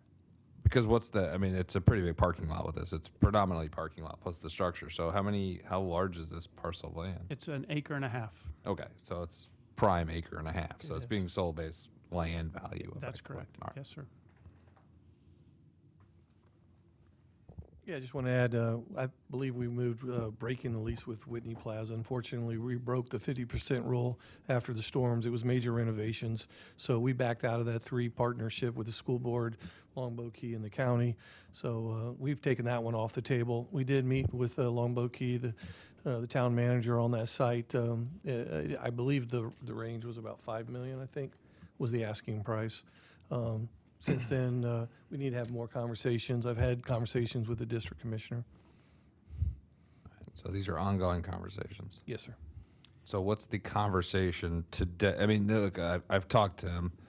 My short, and this is my opinion, not a board opinion, is I think community spaces are important in all of our neighborhoods. They're heavily utilized. People act like they're antiquated, but go out to Mayaca. I mean, there's other neighborhoods that should have community spaces. Cortez should have a community space. I mean, you have up on Center and Terracea, that community space for VIA is heavily utilized. I think Longboat Key needs a space, whether it's Whitney, whether it's this space. So the short answer for me, and it all comes down to cost and viability, but I am 100% on board with working something out, whether it's here or someplace else. I think Longboat Key needs something. Yes, sir. And the interest in this, many of you have met with members of not only the town, but of the very, very active North End Community Association. We have some representatives of that group here today, and they were very actively involved in putting together the kinds of things they would like to see go on in this space. And, many plans got very close to fruition on that. Good news about the building that's on the Child's property is that it has been renovated. It was renovated by the Child's company to use for offices. And my understanding is that the space that exists there now would pretty much be useful for the purposes of the North End component residents of Longboat Key. And also, I don't know if there are any similar opportunities up on Anna Maria Island, but we view ourselves, that part of our island as part of Manatee County. So it's not exclusively for our use. It could be used for people, on the barrier islands as well. Thank you, Mr. Chair. I've been a part of those meetings and proactively encouraging them, so I'd like to thank really the Town Commission TIP as well as our own staff for facilitating a lot of them. I think context is important. The history behind this project really goes back to 2017 with the Ringling property and their decision to redevelop that site for housing. And so that used to be the art center for Longboat Key. That's gone. The community lost that space and been struggling to find a place since. Having come on after the storm as a commissioner, I looked at the agreement and I thought with Whitney Plaza, and I thought there were a number of challenges associated with that, chiefly being releasing it, and on top of the hurricane damage, and the repairs going well beyond the 50% FEMA threshold. I just didn't feel like it was the right move for us to put a significant amount of our tax dollars into a leased property as opposed to owning. Granted, the ownership of something like this is more expensive, but we own it versus leasing it and putting money, taxpayer dollars, into something we don't own at the end of the day. This is a bit of a reduction in space too, but the North End Space Team, NEST, the community center, the community group in the North End had an interesting concept. I do think the community needs a community space here. It seems like this is really the best option. There aren't many options in Longboat Key for this type of thing. So I think we'll just have to figure out where the funding source will be, and then just ensure we're re-engaging the community and the media. Certainly, I think they have a lot of questions around this because a lot of the original plans by NEST and the broader community and the communications around this have been for a larger space. And so ensuring that we have not just the initial purchasing budget, but the ongoing improvements that need to be made or may not be made. I think that needs to be determined for this space. And then just lastly, I think just general policing of parking, the maintenance, what that agreement looks like. Previously their school district was also involved with the other parcel. I think that just wasn't the right fit. Let's just cut them out, and I think just keep this between the county because we have a good sports and leisure department that can manage some programming. Maybe the library, maybe not, but I don't necessarily think we need the school district involved in that. So that I think it was generally a net benefit to the county in getting us out of the Whitney Plaza. So I'm on board with the community center. I think let's just hash out the final details and come to the board with a proposal. Well, I would just say I'll pass over. I think the school board does pretty well for itself on the north end of Longboat Key. Throwing a couple extra bucks over here isn't going to kill them. Go. Yeah, I think there's a need for community space up there. Real quick, is there room for expansion on this property? I mean, 1,300 square feet's a little tiny. Is there ability to expand into the parking lot, or? I mean, that's your guys' question. I would hold off talking too much about the specific property, considering you'll be under negotiation. And so what we should say is, Ed, this property's terrible. I guess we'll begrudgingly consider horrible property. Nobody at looked a at deep, it. deep discount. It's barely usable for Longboat Key. That's perfect. House is so small. Yeah, I guess we'll take it off your hands. I would add, Mr. Chair and Commissioners, that the town would certainly be, a willing partner in any assistance we can give in the way that the property is managed or maintained, or, we're there all the time, and so we can, certainly provide whatever services might be necessary to help you make it operational. All right. I mean, I think you have general direction that I think this board's on board with our staff working with your staff to see what we can make done, whether it's this location or some other location. I think you'll get the support of this board on that. Okay. So glad that we're getting this enthusiasm and interest in this project. And of course, when you say whether it's this space or another space, just remember you're dealing with Longboat Key, so there aren't a lot of other spaces. And there is kind of a... Again, I'm just working based on the fact that this is a public meeting and this would eventually be a negotiation. Exactly, Okay. Of course. Lots of other spaces. This is Absolutely. tons of So much, options. we have that- nothing but space. Yeah, It'd be a floating platform if we so decide. But there is the nice element of timing in the community, and everyone having been, very much looking forward to a new community space opening this past year that, for a number of good reasons, did not materialize. So you've got the community energized and interested to be your best possible partners. You've got some opportunities on the north end that give you that partnership and buy-in from the town, and full belief that we can make this happen. And this space, although there are others, you're correct, it offers some flexibility over time as this North End space team and the neighborhood grows into it, and we figure out how it can be used and how it can be best put into action, enlivened for the community with outdoor activities as well, recreation, and then just the idea of Manatee County having its own footprint on the island is kind of a welcoming concept as part of all this as well. So we look forward to this for many reasons, and we're glad that you're in it to find that solution. We'll be right there with you. Sounds good. Is there anything else on item number 4? No? If not, then I'm going to open it up for citizen comments. Do we have any citizen comments on any of these items? Feel free. I don't have a list, so it's just first come, first serve. Fight your way up there.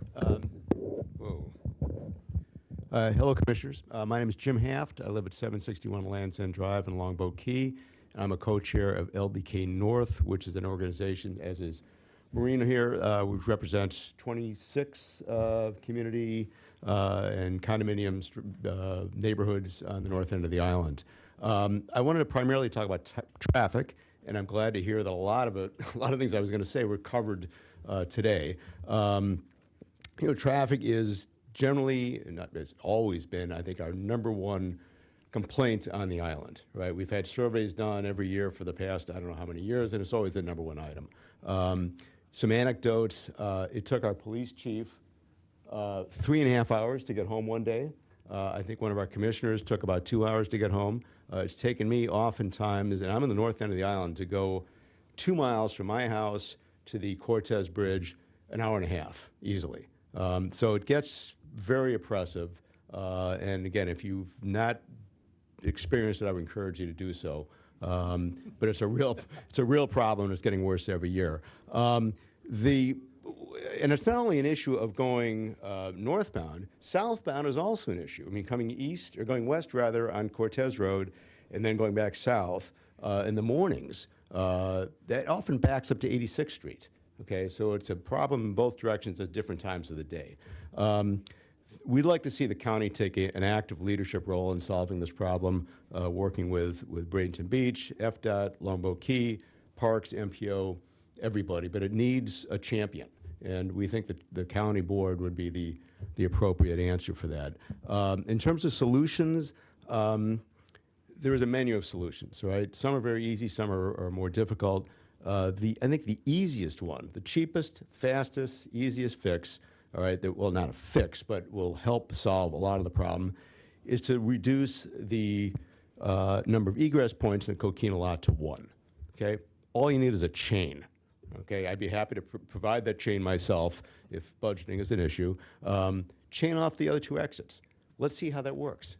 Give it a go. I mean, if it doesn't work, you know, we can go to the next thing. But Coquina Beach traffic, you know, is really the main driver of our traffic problem. It's 1,000 cars go in and out every day, right? And every time somebody backs in, it ricochets all the way down the line.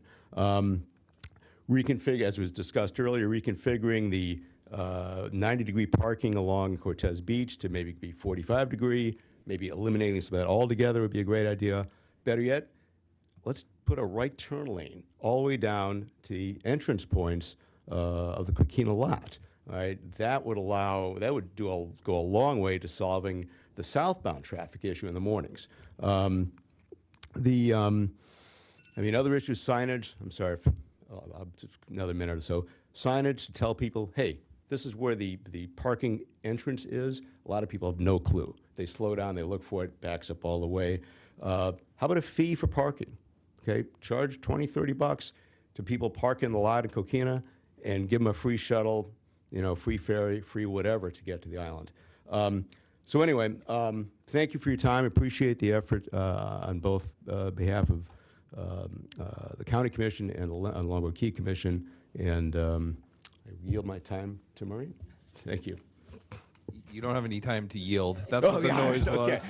All right. But we appreciate your comments. That's what I was saying. He's probably giving me a deficit. So, I'm Maureen Merrigan, Longboat Key, Manatee County resident, proud graduate of Bayshore High School. So I was also a commissioner with Longboat Key, so I've spoken to a number of you over the years. A couple of things off the agenda that you raised. One around, and I do co-chair Longboat Key North. It does represent all Manatee County residents. There's about 1,000 that are part of this group. On the bridge, the community prefers the lower bridge. Not the old bridge, but the lower bridge. But we were told by FDOT it would only be a redone bridge. If so, we have concerns about bike lanes, but we want a lower bridge, not the second highest, not the highest. And when FDOT talked about the number of openings, they gave us those numbers in percents. The reality is they're negligible when you look at the amount of openings. It's 1 or 2 difference per day as they go up on the size. So you asked for a preference. That's the community's preference. Second, in terms of transportation, which you were discussing, Longboat Key and Bradenton Beach are not connected by a sidewalk right now. It's a simple thing. I'm surprised it didn't come up in this conversation, but just being able to e-bike from the north end of Longboat Key to even the Coquina Market or walk, you have to get on the street to walk. So that's one thing we would just put up there as something that the county can solve. We've brought it up to our town. Next thing is on transportation. I think you all hit that in a big way. I am super encouraged, as I'm sure the residents will be, that Chad, our Public Works team, Charlie are all working together to look at that Cortez Beach area. That is a major area. And the backups are not really with residents. We don't get on the road if we can avoid it at the end of the day. People who are getting backed up are the workers that live in Bradenton. They're people that come out for good jobs to do plumbing, to do electric. They bring out their vehicles. Those are the people that are getting caught in that traffic. The folks that have to go home to their kids in parish, you know, and they are jammed up. And so it causes problems for our residents in town. Longboat Key residents don't hop on that road to go even to Anna Maria Island at the end of the day during our 6 months of traffic. And lastly, on the Whitney Plaza, we appreciate, George, your comments, Tal, your comments. A community center is huge. We're a very active and very engaged community on the north end of the Key. The county made a commitment to us. I was at the BOCC meetings when we discussed and decided we were going forward with that Whitney Plaza. The community was very excited. They were very disappointed when that came off the table. We had put lots of hours on how it would be programmed, how we would volunteer to staff it. And so we're certainly encouraged by the comments here. That property is would meet our needs near term for sure, might meet our needs long term.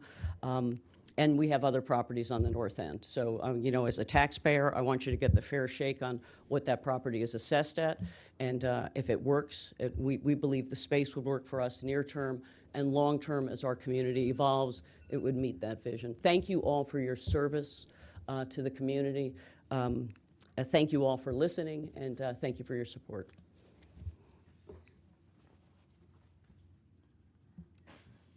You got something, Rusty? Good afternoon, Rusty Chennis. I've lived in the village on the north end of Longboat Key since 1981. I didn't really come to comment on the traffic, but on the community center. But I have a solution for the traffic: get an e-bike. That's how I get around, because we know there. But she's a very great comment about the people who are getting backed up. Those are the residents of Manatee County, people who live in Manatee County trying to get back home to their families. And Commissioner Sadiq, he made a very good point about the fact that we lost the Arts Center. That was sort of the center of the community, the village area, for a very long time. And we've had some people in the village who have allow us to use their homes for our village association meetings. Speaking of the community center, which I think is a wonderful idea, and I believe that this new property, the Child's property, is the perfect property for that for a number of reasons. One, we talked about the potential for expansion, and there is a second Whitney Cottage at the town green in the town center of Longboat Key. And I may not be the only one, but I don't think that's really the place for it. And there's a possibility we could move that one back, connect the two with a breezeway, and probably double the space that we have there. And if there's a possibility, I don't know about the parking situation, but there's just a possibility that some of that parking could become a natural area that could be planting, a demonstration area for residents of Manatee County, and about proper planting on Barrier Island. And another thing that just came to my mind recently is the whole historical issue of that. There's a history behind that for Manatee County, for Longboat Key. The village, that north end, that's where it began. That's where Longboat Key began. And we've lost so much just in this last storm. I mean, Annie's, so we've lost that Cortez Net House. We've lost the Rod and Reel Pier. So much is being lost. And I think this is an opportunity to capture some of that history in a place, besides having a community center. I know I've been here for a very long time, and I remember when I felt like the new kid on the block. Now I feel like the old fart in the neighborhood. But I have lots of pictures, a lot of old memorabilia, things that could go in. I know other people do that could go into a space like that. So I think it serves multiple purposes. And I just think it's a great idea, and I encourage you. And I know I am personally, and I know everybody on the north end is willing to help work with you in any way possible to make this a reality. Thank you. Thank you, Rusty. Anyone else from the public? Mayor, anything? No? I can't see the phones. Is there anybody on the phone? No callers, Mr. Chair. All right. Then if not, I will close public comment, and that is the technical end of our agenda. So I'm going to go around the room. If anyone has any last-minute comments or anything they want to share before we adjourn, I'll start. We're really happy to be partnering with you, and we look forward to ongoing dialogues. One specific thing that came up today was a gentleman I only met today. Tal, you were talking about the ongoing conversations with FDOT about the traffic, and then your colleague stood up at the microphone. I'm sorry? Chad? No, it wasn't John. It was a Chad. Perfect. And we, I think, on the north end would be really interested in having the two of you join one of our calls at some point and bring us up to speed on how those dialogues are going. Keep us posted. I just want to thank you for an excellent agenda and for giving us the time to really weigh in on some things, and I'm very hopeful for the future. Thank you. Commissioner Phelps.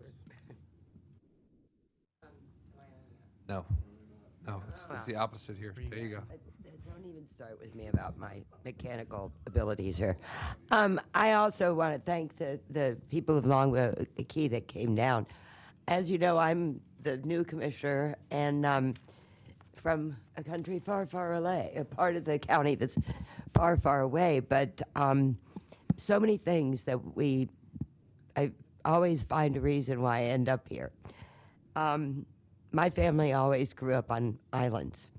I may live in the country in Mayaca now, but I'm originally from the Keys and relate very much to everything that you've all said. We've talked about traffic. It's amazing the number of people who actually traverse from Mayaca to come out and work at Longboat Key. You talk about a long haul. And you're right about these vendors that, especially during our hurricane years, They're coming out there with trailers and trucks and supplies. And our waterways were actually, our waterways were actually our highways back in the day. That's how we alleviated traffic. We didn't have roads. We brought in the supplies. We talked about ferries in transporting people, but ferries also transported vehicles, equipment, and supplies, things like that.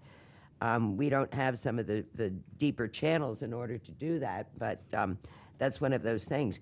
And it's always going to be that people are going to want to come to visit our beaches. That's one of the gems of Florida. People are still going to come to Florida because it is a paradise. In that, we're trying to also give people, we could only fit so many people on our barrier islands. And they're called barrier islands for a reason.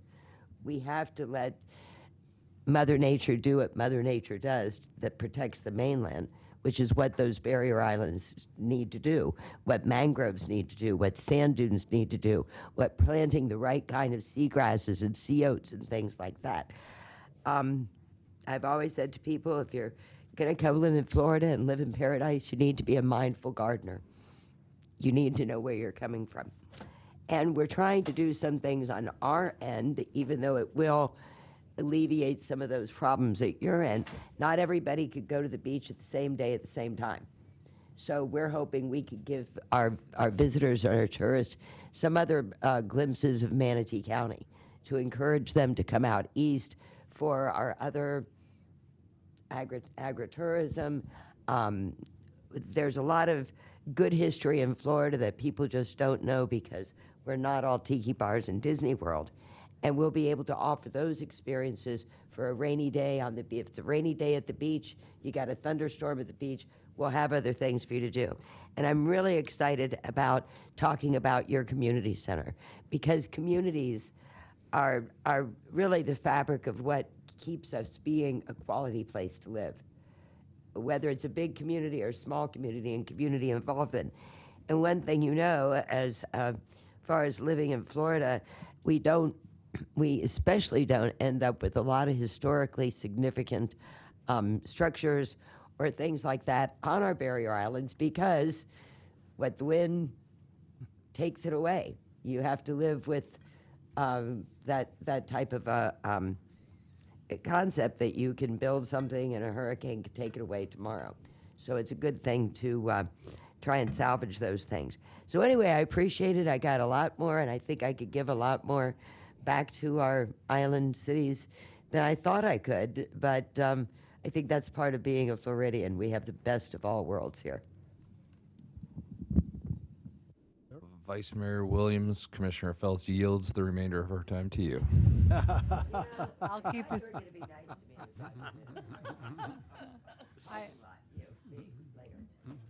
Finished? Yes. Okay. I'll keep this. I'll keep this really brief. I just want to thank Manatee County for this opportunity to have this very productive discussion, and I'm very optimistic that we'll find some solutions going forward. Yeah, I just want to thank Tip and Isaac and his entire staff. It's always a pleasure with our relationships and working with you, so thank you. Yeah. I echo that. It's all about relationships if you want to get things done, and Charlie and his team are outstanding. Whether it's a storm or whether it's just trying to work through to find solutions, they're always answering the call. So we appreciate that relationship very much. And it wasn't so long ago when we didn't have these meetings and we didn't have this relationship with Manatee County. We didn't have the communication or the partnership, and we are so thankful to have it now and to build on it every year.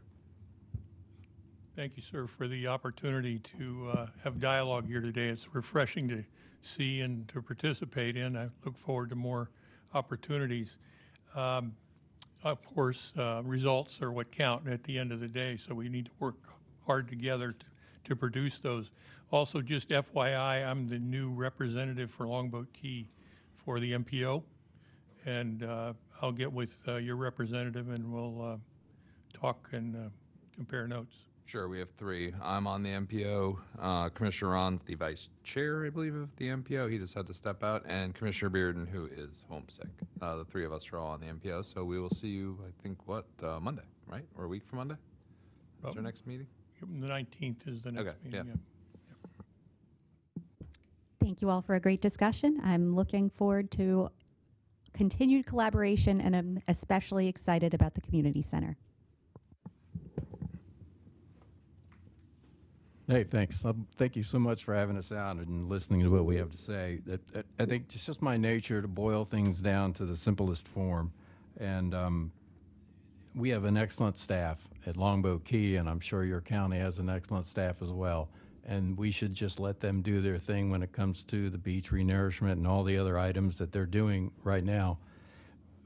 I see as an ability for us to move on this community center. It's a decision we can make, and we should move forward with it and provide some positive feedback to the community in a time where right now the government relations are kind of at odds with each other when you come to the state and federal level. So it gives us a chance for a win right here as I see it. And so thanks for the opportunity. Thank you, Mr. Chairman. What a difference from a few years ago. Just throw the name tag right off the plate. It has been a delight to be here and hear such a productive meeting. Carol, I grew up in the country, so for me, going out, a lot of my friends from Virginia are now coming to Terra Nova for some major 3-day events and Grand Prix jumping, which was all of my background. So you and I need to just swap sides. I'd be much more at home out there.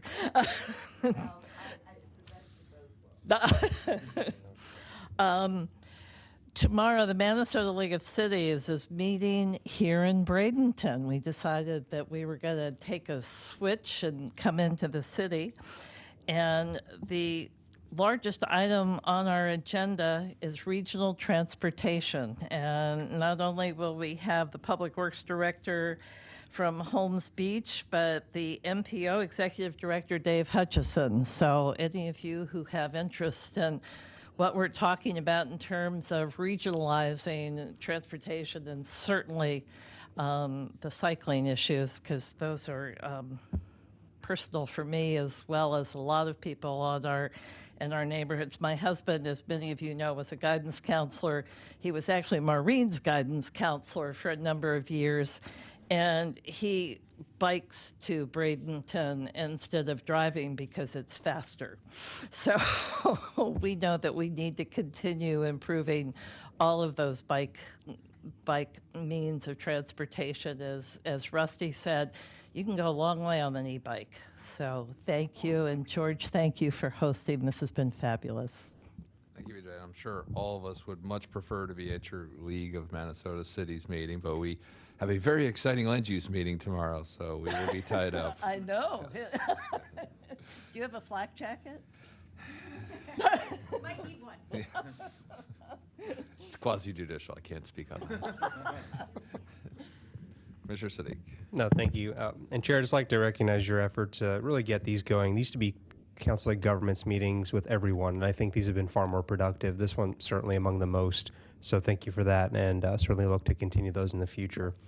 I'd like to thank the town of Longboat Key, not just for showing up here today, but for those background discussions. I think those tend to be very valuable and help reduce the amount of work that you need to do in these big meetings. I think we have the clearest path forward in the community center concept. You know, as a county, we are looking at this. I've got the oldest one in my district dating back to the 1800s at Terracea VIA Hall. I'd love to have the newest one in Longboat Key. So let's make something happen there. And that is a decision we can make as well. And generally speaking, in the county, that's what we're driving towards. You know, libraries, we're shifting focus a little bit to see what the communities want there, but community spaces are very valuable to us. And I appreciate the board's support on that. And I know we have quite a few others coming up as well. We have a clear path there. I'd love to see something before our board pretty soon. Infrastructure, transportation, that'll be a long haul. I'll have to join you, Commissioner Karen, any calls. I think that's really the biggest animal we have to skin together, I think, is working together locally, regionally, with DOT in really one voice. And I firmly believe in transportation tied into infrastructure. It's going to alleviate traffic long term and free up capacity for a lot of your residents in the future as well, and then give people a better way to just get out there and enjoy Anna Maria Island and let Longboat Key continue to enjoy being a residential community. It's very special that way. But let's continue to talk. Chad, I'd love to talk about parking at some point after, and we'll just let staff do their thing. Gary, I think that's the most productive way to get things done. And of course, we'll continue to attack the challenges of storm recovery, resiliency as well. But I'm always open and available to have conversations with anyone from Longboat Key. So thank you all. Mayor? Do you have anything else? I think I said my piece a minute ago, which was just to thank all of you for the shift in our relationship from pretty quiet to very vocal, very active, and very cooperative. So these meetings are just one portion of that, and we hope to have more. Thank you. Yeah, and thank you all for coming. These have been very productive. I think we've moved forward, not just in terms of things we've been able to accomplish together, but just a relationship and the ability to hop on a Zoom call or be able to talk that maybe didn't happen a few years ago. There's a lot of positive things going. DOT getting involved with the roundabout is great. Looking forward to having further dialogue about the bike lanes and the trail systems and multimodal. That's very important to me, and I'm a huge proponent of the community center. So hopefully we can get that going as well. So let's keep this dialogue open. This isn't a once-a-year conversation. This should be a daily or as-needed conversation between Town of Longboat Key and Manatee County to make sure we're all working together to provide what's best for all of our residents, regardless of what city or unincorporated they live in. So thank you all for coming. I'm always available. Reach out at any time. And if there are no further comments, we are adjourned.